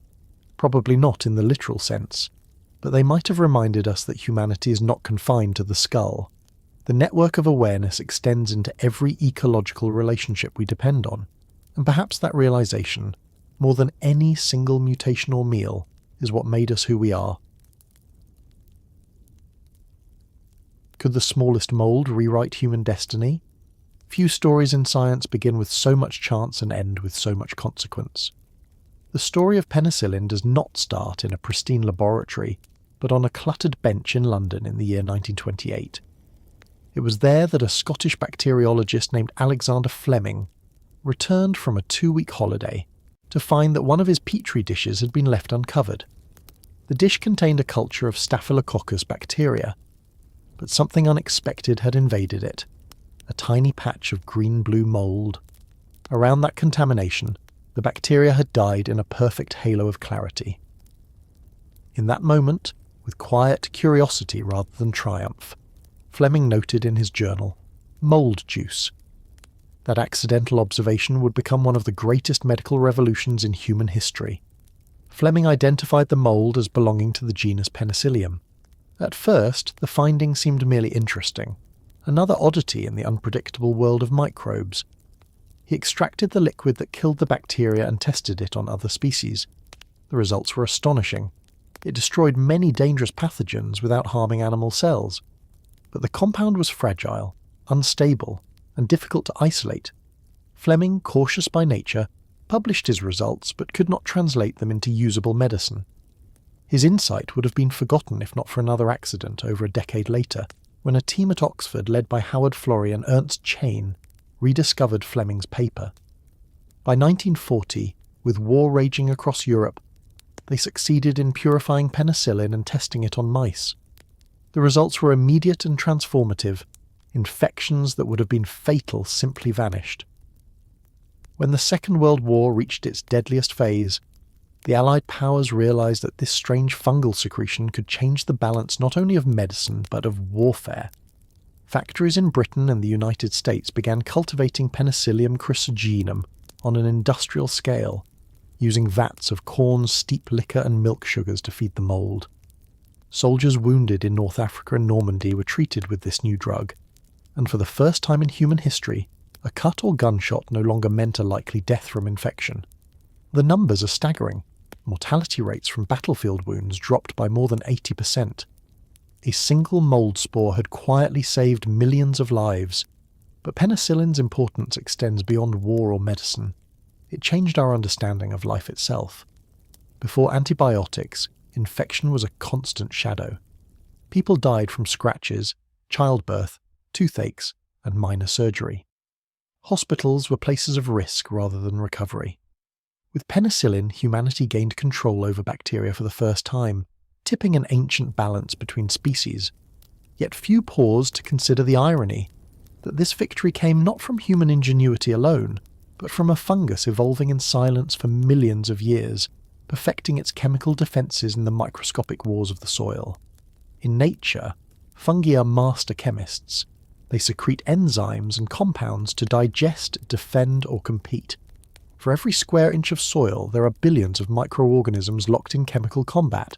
Bacteria, moulds, and actinomycetes, waging invisible wars. The antibiotics we use are the weapons these organisms invented long before us. Fungi were solving problems of infection and survival, while our ancestors were still climbing trees. The compounds that protect them from bacterial attack became our pharmacy. Penicillin was simply the first of many such gifts. The decades that followed Fleming's discovery revealed an entire hidden pharmacopoeia. Scientists uncovered antifungals like grisofulvin, immunosuppressants like cyclosporine, cholesterol-lowering agents such as lovastatin, and cancer drugs derived from fungal toxins. Each of these began as molecules crafted by fungi for their own purposes, chemical conversations we happen to overhear. What makes this remarkable is not only the diversity of compounds but their precision. Fungal molecules interact with biological systems as if designed for them. They inhibit enzymes, regulate hormones, and mimic natural neurotransmitters. Evolution, it seems, is the greatest medicinal chemist. When Fleming looked at his mould through a microscope, he could not have known he was peering into a lineage billions of years old, one that had already shaped ecosystems, soils, and symbioses before humanity existed. Penicillium itself belongs to the Ascomycota, a group of fungi characterized by their spore sacs and relatives of the moulds that break down fruits and breads in kitchens worldwide. Their ordinary appearance hides extraordinary complexity. Each spore is a tiny capsule of genetic instructions capable of sensing its environment, secreting precise enzymes, and reorganizing its network to exploit any opportunity. The antibiotic properties of penicillium were not created for humans. They evolved as part of a survival strategy, keeping bacterial rivals in check, maintaining balance in the microbial universe beneath our feet. The discovery of penicillin also forced biologists to rethink relationships between life forms. We tend to imagine competition as brutal and direct, but fungi show that survival can be chemical, subtle, and relational. Instead of claws or teeth, they use molecules, invisible signals that mediate conflict and cooperation. This biochemical diplomacy underpins nearly every ecological system. In that sense, penicillin was less a miracle than a revelation of how nature already works, as a network of feedback, checks and balances refined through eons. Of course, with power comes consequence. The antibiotic revolution that began with penicillin reshaped not only medicine, but evolution itself. Within a few decades, bacteria began developing resistance, an inevitable response to selective pressure. By the late 20th century, the same microscopic wars that produced antibiotics had returned, now with humanity caught in the crossfire. Resistant strains emerged in hospitals and farms, evolving faster than our ability to counter them. The very success of fungal medicine had set the stage for a new evolutionary arms race. And yet, it would be wrong to frame this as failure. It is a lesson in humility. Nature does not yield permanent victories, only temporary partnerships. Penicillin worked because we listened, briefly, to the chemistry of another organism. Resistance reminds us that the conversation is ongoing, that biology never stops improvising. Even now, researchers continue to search for new antibiotics in soil fungi, deep-sea sediments, and even the caves of Chernobyl, where radiation-resistant molds thrive. Somewhere among them may lie the next chapter in our shared survival. Beyond antibiotics, fungi have shaped entire philosophies of medicine. Their ability to manipulate biology, to heal, poison, or transform, blurs the boundary between remedy and toxin. The same fungal kingdom that gave us penicillin also gives us ergot, the source of LSD, Aspergillus, which produces deadly aflatoxins, and Candida, which lives peacefully in our bodies until it turns opportunistic. Fungi are neither inherently good nor evil. They are opportunists in the grand ecological sense. We call them medicine when their chemistry aligns with our needs and pathogens when it does not. That ambivalence is what makes them so deeply human in metaphor, capable of both creation and destruction. One of the most striking aspects of penicillin's story is how accidental it all was. Fleming's discovery, like many turning points in science, depended as much on curiosity as on control. He did not set out to change the world. He noticed something others might have discarded as contamination. In a time of industrial certainty, it was a reminder that observation, simple, patient awareness still matters. Science often advances not by conquest, but by noticing what life is already doing. Fungi, in their quiet way, reward those who pay attention. The global impact of that one observation cannot be overstated. Between 1945 and the end of the 20th century, antibiotics extended average human life expectancy by decades. Surgeries once fatal became routine. Childhood mortality plummeted. Entire fields of modern medicine, from transplantation to chemotherapy, depend on controlling infection through fungal-derived drugs. Without them, civilization as we know it would collapse within weeks. The true empire of fungi is not underground.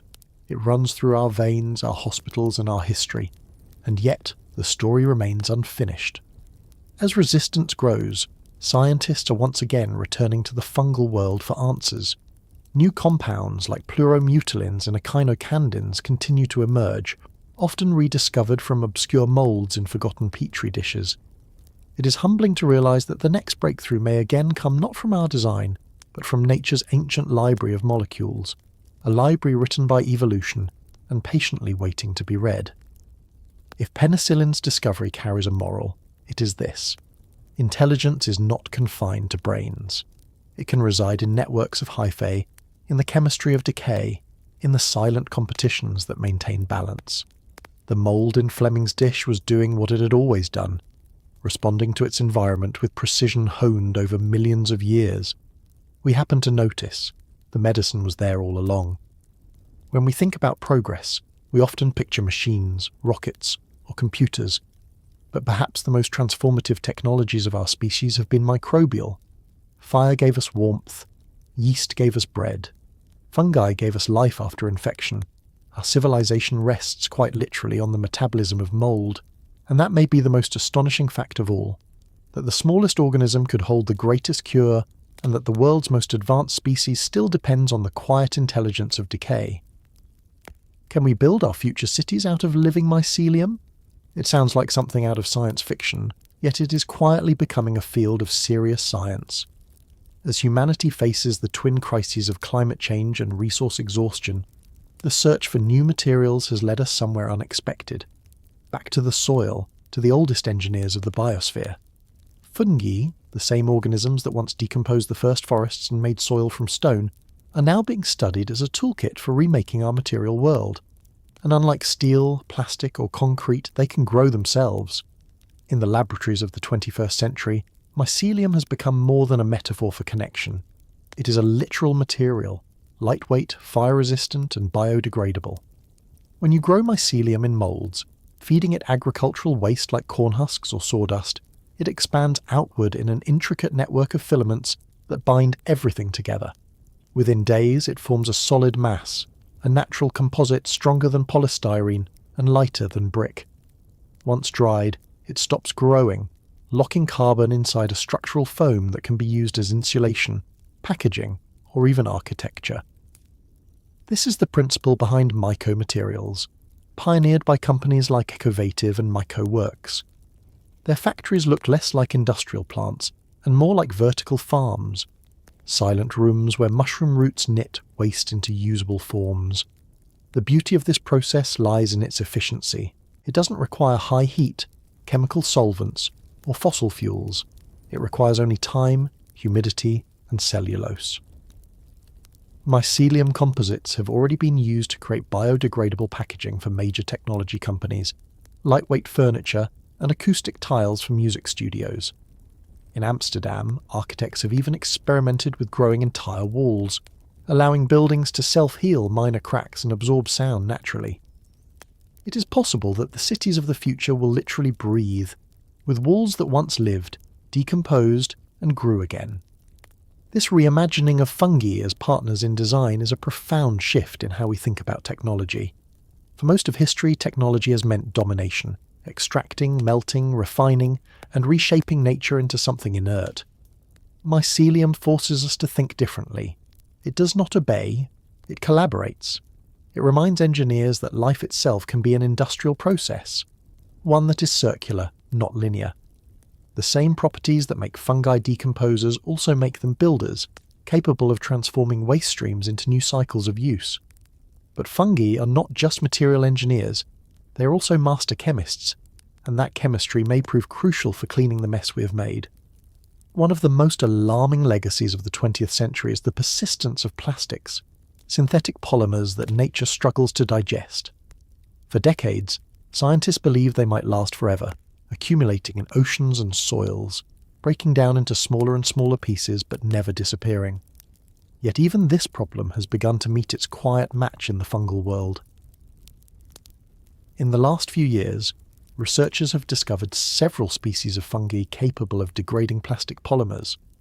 Aspergillus tubangensis, isolated from a landfill in Pakistan, can grow directly on polyurethane, the same material found in shoe soles and furniture foams. Its enzymes break down long carbon chains, leaving behind simpler molecules that can be metabolized.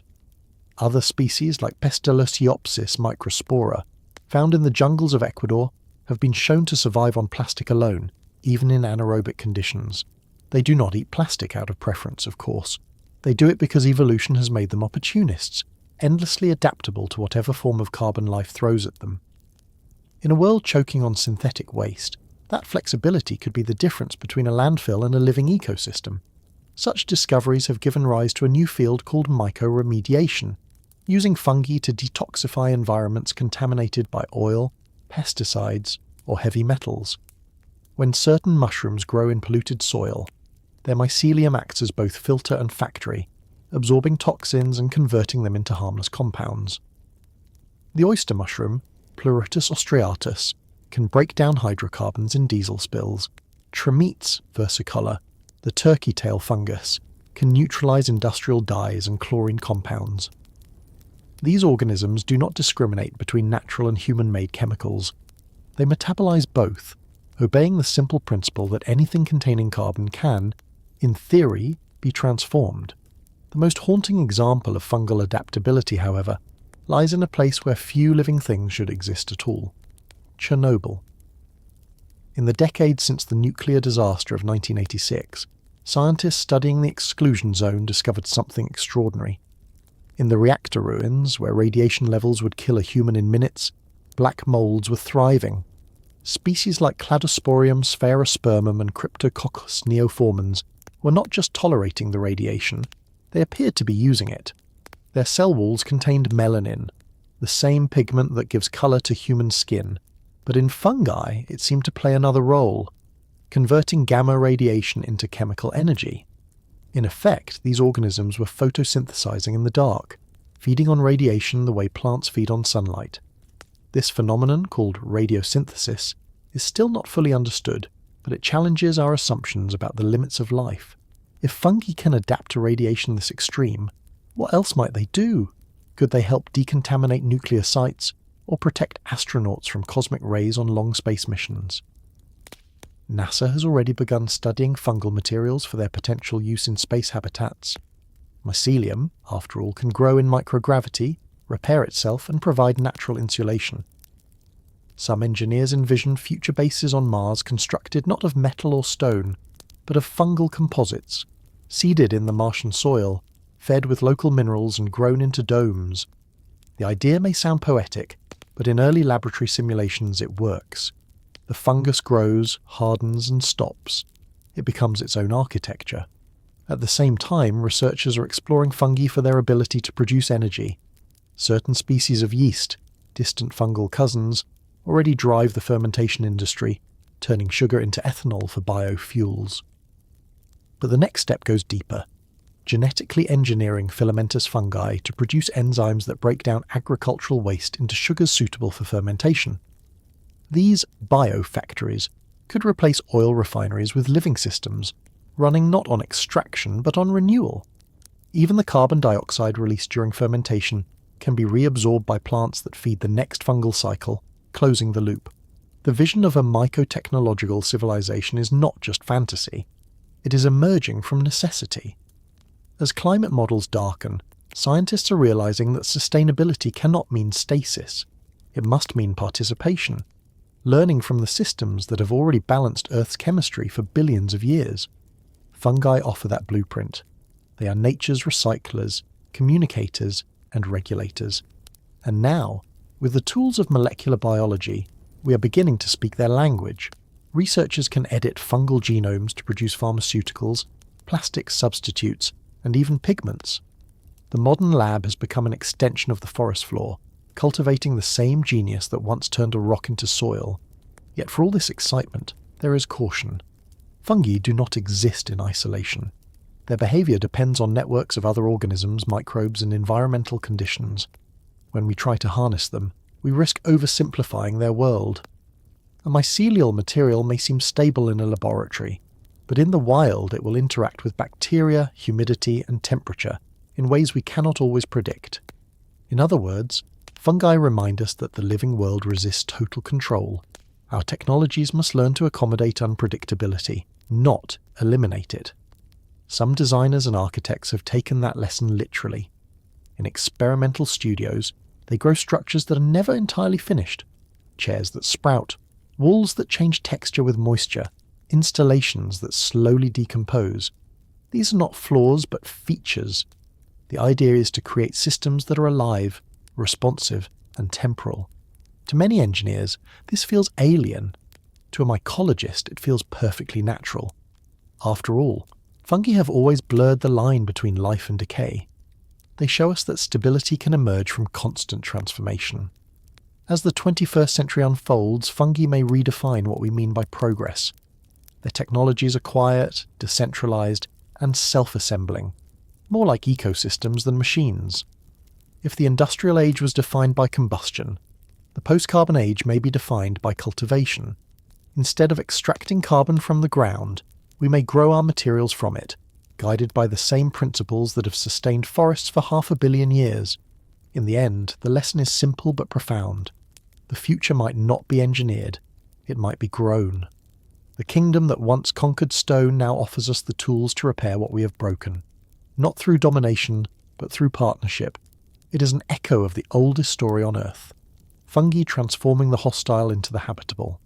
Perhaps, as we stand on the edge of another planetary crisis, we're only just beginning to understand that the blueprint for survival was beneath our feet all along. How do mushrooms rise from a burnt world? The answer begins in silence.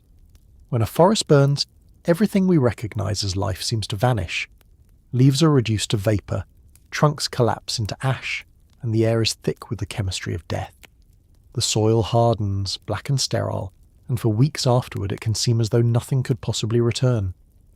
But deep below, where the fire's reach softens and its heat fades, something ancient is already at work.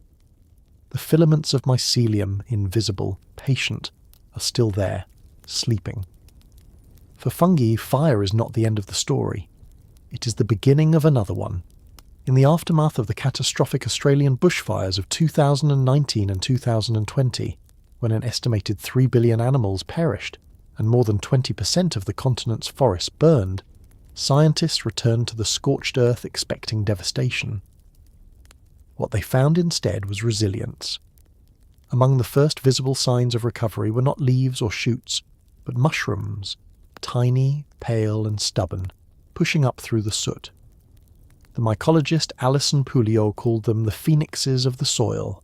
Her colleague Tom May described their arrival as a fungal bloom, an underground explosion of life that begins the moment the flames die out. One of the first to document this phenomenon in detail was photographer and field researcher Alison Axford, who spent months crawling through charred forests with a macro lens, cataloguing what rose from the ashes. Her images captured the quiet miracle of fire-loving fungi, species that not only tolerate heat but require it. These pyrophilous fungi, meaning fire-loving, appear only after intense burning, their spores long dormant until activated by smoke chemicals or sudden heat. Their fruiting bodies emerge from blackened bark and cracked soil, often in eerie abundance. To the untrained eye, it looks almost supernatural. Delicate cups of orange and crimson glowing against the ash, as if the fire had condensed itself into colour. Many of these species have life cycles intimately tied to catastrophe. Their spores can lie inactive for decades, encased in soil layers, waiting for the specific chemical signature of smoke to awaken them. Compounds like characins, molecules produced when plant material burns, act as a signal that the old vegetation is gone and space is open for new life. For fungi, fire is not destruction. It is opportunity. Some species even fruit within days, feeding on the charcoal itself, converting complex aromatic hydrocarbons into simpler organic matter.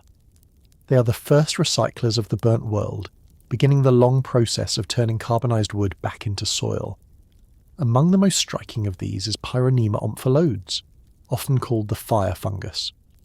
Within a week of a blaze, its bright pink cups can carpet entire patches of ash, feeding on heat-sterilized soil and creating the first conditions for bacteria, mosses and seeds to return. Under a microscope, its mycelium threads resemble veins of light weaving through the black substrate, binding the loosened earth into a living fabric. Other fungi, like Anthracobia melaloma, appear as orange specks on burned logs, while Geopyxis carbonaria grows in perfect brown chalices, each one shaped like a small crater, a reflection of the landscape itself. This fungal succession plays a role few people notice but every ecosystem depends on. After a severe fire, the topsoil loses its structure. Without roots to hold it, rain can wash entire hillsides away, carrying nutrients into rivers and leaving behind sterile rock. But fungal mycelium acts as a biological glue. Its filaments penetrate the soil, cross-linking particles and forming what ecologists call aggregates, microstructures that resist erosion and retain moisture. In the months following a burn, these networks rebuild the physical skeleton of the earth long before plants return to anchor it. Without fungi, post-fire landscapes would crumble into dust. Yet the role of fire-loving fungi is not just mechanical, it is biochemical. Through a cocktail of enzymes, they break down the charred lignin and cellulose that most organisms cannot digest. This releases carbon and minerals back into circulation, recharging the microbial food web. They also form early partnerships with germinating plants, offering nutrients in exchange for sugars. Studies of eucalypt forests in southeastern Australia have shown that seedlings growing in burned soil colonized by fungi survive at nearly double the rate of those in sterile soil. The partnership that began hundreds of millions of years ago, fungi feeding plants, plants feeding fungi, resumes almost immediately after disaster. Axford's photographs captured this hidden choreography beautifully. A single log, blackened and split, might host a dozen different fungal species, each one playing a role in the invisible rebuilding of the forest. Some produce compounds that deter insects, others secrete antibiotics that control bacterial growth. Together they establish the microbial balance that keeps decay from running wild. It is a slow resurrection, measured not in weeks but in decades, yet it always begins the same way, with filaments threading through ash, the forest nervous system waking from sleep. What makes this even more remarkable is that such resilience has evolved many times in many ecosystems. Similar post-fire blooms have been documented in Mediterranean pine forests, in Californian chaparral, and in boreal spruce stands of Siberia. In every case, the same pattern emerges. Heat-activated fungi arrive first, then mosses, then herbs, then shrubs, and finally trees. Fire, once thought of only as a destroyer, is revealed as a sculptor, and fungi are its sculpting tools. By clearing the old and decomposing the dead, they make way for new growth, ensuring that energy never stays locked in the past. For researchers studying global carbon cycles, this has important implications. Fire is one of the planet's oldest ecological forces, and without organisms capable of metabolizing charred matter, much of Earth's carbon would remain trapped in inert forms. Fire-adapted fungi close that loop. They make carbon available again, not as greenhouse gas, but as humus, the dark, nutrient-rich soil that supports forests. When seen from this perspective, fungi are not passive responders to fire. They are participants in its cycle. They transform catastrophe into fertility. To observe a post-fire landscape closely is to witness time sped up. The black crust of ash cracks, revealing tiny threads of white beneath. A week later, small orange cups appear, followed by tufts of green moss and the faint smell of earth. Within a year, shoots of wattle and acacia push through, their roots already intertwined with fungal partners.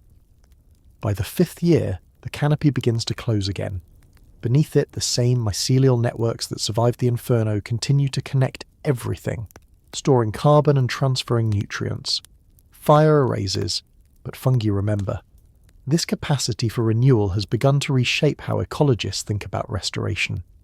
In recent years, teams in Australia and the United States have started experimenting with fungal inoculation in burned areas, introducing spore slurries of beneficial species to accelerate recovery. Early results suggest that treated soils regain stability and fertility faster, offering a promising, low-cost alternative to mechanical erosion control. The idea is not to control nature, but to help its own systems reassemble themselves. In essence, it is ecological triage led by the planet's oldest doctors. Still, there is humility in every success. Fires today burn hotter and over larger areas than those most ecosystems evolved with. Some soils are sterilized beyond recovery, and the fungal spores within them perish entirely. In such places, regrowth can take centuries. Even the most resilient mycelium has limits. For every photograph of rebirth, there are valleys where the ash remains barren. The balance between fire and life is delicate. One fungi have managed to maintain for hundreds of millions of years, but one we are now testing in unprecedented ways. And yet, walking through a recovering forest, it is difficult not to feel awe. Between charred trunks, clusters of small mushrooms rise like punctuation marks. Quiet reminders that life's grammar always includes renewal. They do not ask for attention. They do not shout their return. They simply appear, doing what they have done since the first plants met their fungal partners, turning death into nourishment, decay into foundation. Perhaps this is why fungi have endured every extinction event. From the end Permian collapse to the age of ice and fire, their strategy is not resistance but transformation. When faced with destruction, they do not rebuild what was lost. They build what comes next. And in a time when so much of our world feels fragile, that may be their most powerful lesson. That life, given enough patience and enough mycelium, always finds a way back through the ashes. Are forests thinking or remembering? It's a question that lingers not in laboratories or textbooks, but in the quiet stillness of the woods themselves. When you walk among trees and hear the soft shifting of leaves, it feels almost conversational. Not in the way humans speak, but in something slower, older, measured in the time of growth and decay. And somewhere beneath your feet that intuition might not be entirely wrong. Hidden under every forest floor lies a dense web of mycelium, billions of microscopic threads linking roots to roots, tree to tree. It's not metaphor, it's measurable. These fungal networks act as transport systems, chemical highways carrying nutrients, water, and even warning signals between plants. Through them, forests operate as interdependent systems rather than isolated organisms. Each tree becomes both an individual and part of a collective body, its own life, but also one cell in something vast. Modern research into these networks began only recently, though the idea feels ancient. In the 1990s, the Canadian forest ecologist Suzanne Simard conducted an experiment that changed how we think about ecosystems. She injected young Douglas fir trees with radioactive carbon dioxide and tracked where that carbon went. To her surprise, neighbouring birch trees, unconnected by roots, began showing the same isotope. Something beneath the soil was sharing resources. The connection turned out to be fungal. Hyphae, the microscopic filaments of mycorrhizal fungi, were physically joining the roots of different species, forming a living bridge for carbon, nitrogen, and even information. What Simard and others found next was even stranger. When one tree was damaged or shaded, its fungal partners redirected nutrients to support it. If it died, the remaining carbon in its tissues flowed through the network into nearby saplings. It was as if the dying tree was leaving a biological inheritance, passing on its stored energy to the next generation through the same fungal threads that had sustained it. To call this altruism would be to impose human intent where there is none. But cooperation, that seems undeniable. Over time, ecologists began referring to the largest trees as mother trees, the ancient individuals at the centre of the network. Their roots are thick with fungal partners, their reach spanning hundreds of metres underground. Around them grow their offspring and neighbours, all connected by the same mycelial mesh. In this underground economy, currency and care are the same thing: sugar, nitrogen, phosphorus, water. A forest, seen from the soil's perspective, is not a collection of competitors, but a community constantly adjusting to keep itself alive. Signals, too, travel through this web. When an insect chews a leaf or a pathogen infects a trunk, trees release chemical compounds into the air, but they also send distress signals through their roots. These electrical and biochemical pulses move along the mycelium, triggering defense responses in neighbouring plants before the attack reaches them. Studies on willows and tomato plants have shown that uninfected individuals linked by fungal networks activate protective enzymes hours sooner than those growing in isolation. Something is listening, and something is responding. Scientists remain cautious about what words to use. Communication implies intention, memory suggests awareness, and intelligence carries centuries of human baggage. But none of those terms feel entirely wrong either. Fungal networks do record experience, literally. Their growth patterns shift in response to past conditions, forming stronger connections where nutrients flowed and retracting where they didn't. In this way, the soil carries a spatial memory of past events. Trees growing in older forests benefit from these residual networks. They inherit pathways carved by decades or centuries of ecological negotiation. It is not thought as we understand it, but it is, in every measurable sense, learning. If we could see the forest in cross-section, its structure would look eerily familiar. Nodes and filaments, intersections and feedback loops, not unlike a brain or a vast internet.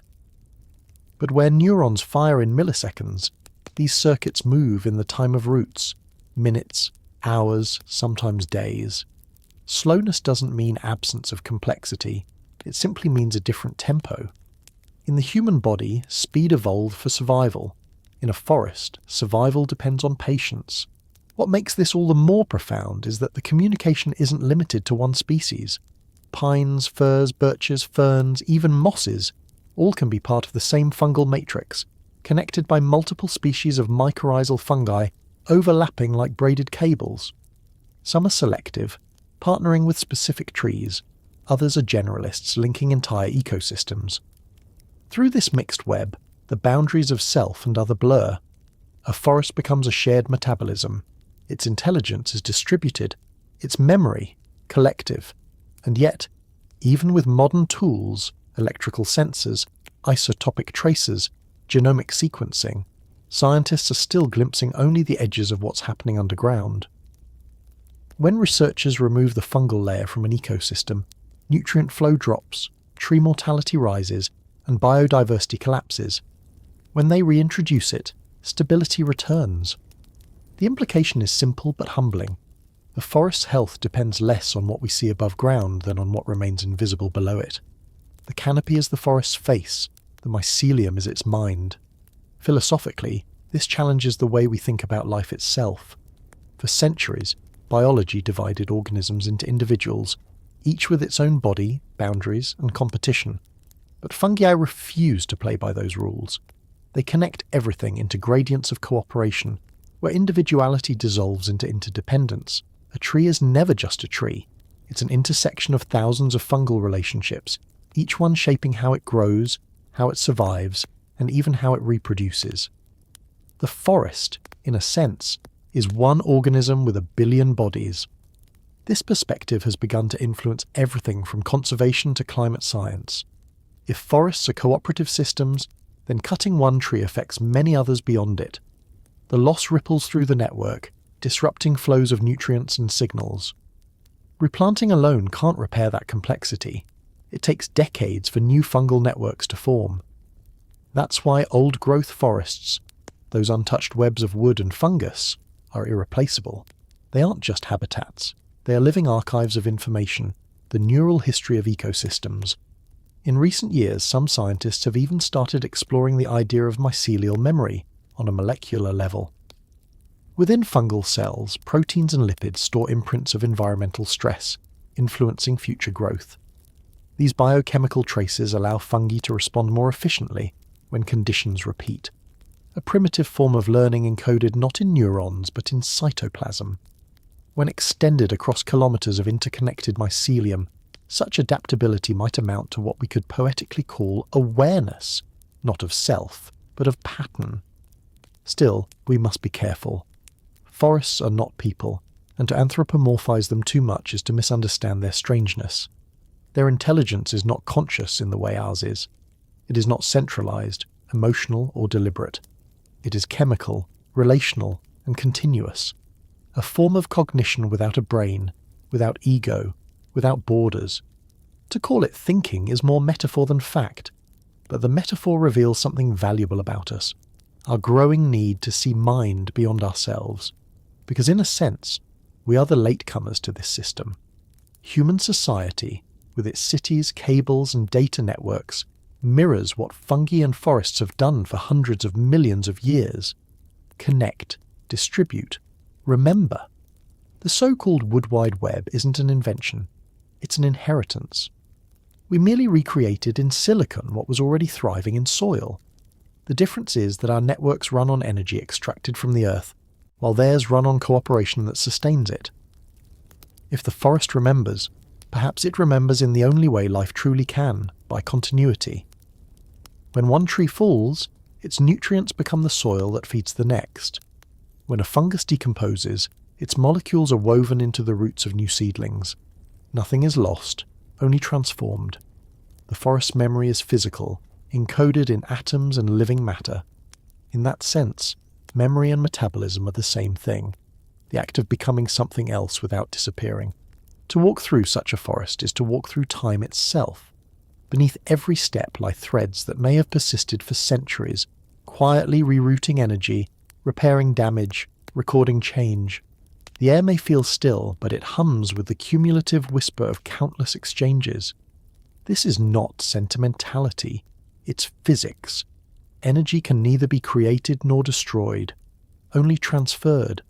The forest is that law made visible, and so the question remains, are forests thinking, or are they remembering? Perhaps both, but not as we do. Their thoughts are flows, their memories made of matter. They do not dream of the future, they embody it. They do not mourn the past, they metabolize it. And maybe that's the wiser way to exist, to know not through reflection, but through relation. Not by standing apart from the world, but by being indistinguishable from it. Somewhere below the surface, the mycelium continues its slow conversation, connecting, dissolving, rebuilding, never still. It doesn't need to be conscious to keep the planet alive, but standing there, listening to the forest breathe, you might feel that consciousness doesn't need to belong to one creature at all. It can belong to everything, shared, distributed, eternal, growing quietly beneath our feet. What if the story of life has always belonged to the quiet ones? Not to the loud, the fast, or the visible, but to the patient architects who never needed to be seen to shape the world. Beneath every forest, under every mountain, and even below the ruins of our own cities, the quiet kingdom still works. It does not sleep, and it does not stop. It recycles the fallen, nourishes the living, and prepares the soil for whatever will come next. Long before roots reached downward, or lungs filled with air, the first fungal filaments were already learning the rhythm of decay and renewal, the slow pulse of the planet itself. When we look at life from above, we see motion, growth, and sunlight. But from below, it has always been about return. Every living thing, from the first moss to the last mammal, must eventually go back into the dark, into that invisible system that turns death into life again. Fungi are not the custodians of this process. They are the process. They are the memory of transformation, the continuity that allows life to keep inventing itself. The green world above us rises from their work, but it is the grey threads below that hold the blueprint. If you could follow one of those threads through time, it would take you farther than any human story can. Through volcanic ash and ancient seabeds, through the first soils of the Cambrian shores, through the petrified forests that once grew beneath the Devonian sun. It would show you the world before language, before movement, before colour, and still there would be fungi, digesting the minerals, turning rock into food, preparing the world for everything else that would follow. In that sense, every living thing is already walking on their gift. The greatest civilizations of this planet were never made of stone or metal, but of molecules passed from one organism to another, cycled endlessly through fungal hands. Even now, the air we breathe owes its balance to their silent chemistry. The slow decomposition of what once lived into the nutrients that sustain what still does. When we burn forests or fill the oceans with plastic, fungi do not argue. They simply begin the slow work of repair. They turn waste into pattern, chaos into matter, and ruin into something that life can use again. We often think of intelligence as something that observes, calculates, and decides. But perhaps there is another kind, one that responds, integrates, and persists. The mycelial web does not compete or conquer. It connects and reuses. It has no language, yet it coordinates the rise and fall of entire ecosystems. It does not innovate in a single lifetime, yet it evolves in the space between generations, passing on not knowledge but process. To exist as a fungus is to know the value of patience, to trust that what seems like loss is merely a stage in transformation. If consciousness is awareness of one's environment, then fungi have always been aware, not through thought, but through sensitivity. A fungal thread can detect the faintest change in humidity, pH or carbon level. It adjusts its direction accordingly, shaping itself to the conditions of the world around it. This responsiveness has allowed fungi to survive every extinction, every climate shift, every rearrangement of continents. When meteorites struck or glaciers spread, the great forests burned and the animals fell silent, but the mycelium below kept growing. It has never truly stopped since the first land was formed. We might call that immortality, though fungi would not care for the term. They do not live as individuals, and they do not die as individuals either. A single mycelial network can stretch for kilometres, continuing long after its fruiting bodies, the mushrooms we see, have decayed. In Oregon, one such network has persisted for thousands of years, older than our written history, quietly eating and rebuilding the same forest over and over. Its survival is not triumph, but equilibrium, a life form that thrives by ensuring that nothing goes to waste. In this way, fungi are not only part of evolution, but also its archivists. Every layer of soil holds their record, a compressed story of fire, water, growth and collapse. The spores they release drift on the wind, carrying fragments of ancient biochemistry to new lands. When a spore germinates, it does not start something new, it continues something that has never ended. Life on Earth has always been a relay, and fungi are the hands that never let go of the baton. It's tempting to think that the story of life builds toward us, toward awareness and technology, toward the bright cities we've lit against the night. But fungi remind us that the real story might be different. It might be cyclical, not linear. It might be about persistence, not progress. If our species were to vanish tomorrow, fungi would not mourn. They would clean the ruins, feed the bacteria, and seed the soil for the next thing that dares to grow. They would not remember us in names or monuments, but in chemistry, in the elements returned to balance. There is something quietly comforting about that. To know that the planet doesn't need to start over when we fall because it already knows how to continue. To know that decay is not an ending, but a redistribution. Every civilization becomes soil. Every body becomes nutrient. Every failure becomes material for the next experiment. Fungi are the reason nothing is truly lost. In the stillness of a forest, if you kneel and touch the damp earth, you are touching a conversation billions of years old. Each grain of soil has been part of countless lives, digested, transformed, and reimagined by organisms that never asked to be thanked. The scent that rises after rain, petrichor, comes partly from them, a chemical signature of ancient work continuing just beneath our awareness. That smell is the planet exhaling, reminding us that life continues even when we stop noticing it. Perhaps that's the real lesson fungi offer: humility, to be part of something vast, and to accept that we don't need to understand it fully to belong to it. Science can describe their enzymes, their genomes, their ecological roles, but the deeper meaning is not in data. It's in continuity, the quiet assurance that life adapts and reorganizes no matter how many times it breaks. The oldest fungi we know of formed symbiotic partnerships, built ecosystems, and stabilized the soil long before there were humans to give them names. They didn't wait for intelligence to act wisely. They simply acted according to the logic of survival through cooperation. And that, perhaps, is the purest form of wisdom the planet has ever produced. If you were to listen closely, not with ears, but with attention, you might hear the slow movement of that wisdom even now. In the crunch of fallen leaves returning to earth, in the soft crumble of a rotting log, in the invisible labour beneath your garden, there is a continuity that does not depend on us. We belong to it, not the other way round. Every story of life we tell eventually leads here, to the quiet ones who made the world livable. They were the first to prepare the land for breath, the first to turn death into renewal, and they will likely be the last to forget how. Long after our noise fades, they will still be at work in the dark, digesting, rebuilding, remembering in their own way. And maybe that's how the planet keeps time, not in revolutions or ages, but in cycles of fungal patience. What we call the future is simply another layer waiting to be written beneath their threads. Hello, fellow sapiens. If you've made it this far, take a breath. Somewhere under your feet, the same ancient network that made all of this possible is still at work, holding everything together. We walk above an empire of quiet intelligence, and it asks for nothing but continuity. Thank you, fellow sapiens, for wandering this timeline with me, for drifting into deep time, for slowing down and remembering. If this helped you fall asleep, helped you study, or simply helped you step out of the noise for a while, thank you for being here. If you think more people should know this story, you know what to do.